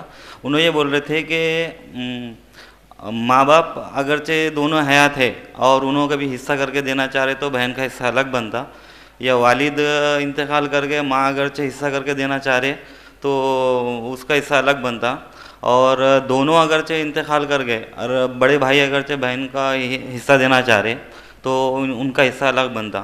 تو تھوڑی سی ڈیٹیل دو میرے کو اس کے بارے میں, بہن کے حصے. بھائی نے جو سوال کیا کہ میں نے جو کہا وراثت کے بارے میں, تو کسی نے ان سے کہا کہ انتقال کے بعد الگ ہوتے, زندگی میں الگ ہوتے. بالکل بات صحیح ہے, کیونکہ میں نے بھی کہا وراثت تبھی ہوتی جب انسان مرتا ہے. تو وراثت میں تو وہی حصہ ہے کہ لڑکی کے مقابلے میں لڑکے کا حصہ دگنا ہوگا. لیکن زندگی میں اگر والدین کچھ دینا چاہتے ہیں, وہ وراثت نہیں ہوتی, یاد رکھیے, تحفہ بولتے ہیں اس کو. زندگی میں کچھ تحفہ دینا چاہتے ہیں, ہبہ کرنا چاہتے ہیں, تو برابر دینا ہوگا. جیسے اگر زندگی میں اپنے بیٹے کو 100 روپے دینا چاہتا ہوں تو اپنی بیٹی کو بھی مجھے 100 روپے دینا پڑیں گے زندگی میں. لیکن اگر انتقال کر جاؤں اور میری جائیداد انتقال کے بعد جب ہوں گی تو اس کا تقسیم کا حصہ پھر بیوی اور بچوں کا وہ مختلف ہے, وہ الگ ہوں گا. ٹھیک ہے, تو زندگی میں الگ ہے اور موت کے بعد الگ ہے. اور اس میں بڑے بھائی چھوٹے بھائی, بڑی بہن چھوٹی بہن کا کوئی تمیز اور فرق نہیں ہے. حصے متعین ہیں آدمی کے لیے اور عورت کے لیے, پھر چاہے بڑا ہو چاہے چھوٹا ہو, اس میں فرق نہیں ہے. دوسری غلط فہمی ہوتی, چونکہ سوالات تو واضح کر دیتا ہوں, بہت سے لوگ آخ کر دیتے ہیں. آخ مطلب اپنے بچے کو بے دخل کر دیتے جائیداد سے. شریعت میں آخ نام کی کوئی چیز نہیں ہے, اور اولاد کبھی بھی والدین کی وراثت سے بے دخل نہیں کی جا سکتی, یاد رکھیے. ٹھیک ہے, تو لہٰذا بڑے چھوٹے کے اعتبار سے حصے نہیں. ہاں, مرنے کے بعد والد کے کون زندہ ہے, بیوی بیویاں کتنے ہیں, بچے لڑکے لڑکیاں, وہ ہوں گا الگ. والدہ مرنے کے بعد شوہر اور پھر بچے اور بیٹی بیٹیاں کیسے, وہ ہو سکتا ہے. لیکن بڑے چھوٹے کی عمر کے اعتبار سے حصے میں کوئی فرق نہیں آتا, یاد رکھیے. انشاءاللہ ہم اسی بات ختم کریں گے. وآخر دعوانا الحمدللہ رب العالمین. سبحان ربک رب العزت عما یصفون وسلام علی المرسلین والحمدللہ رب العالمین.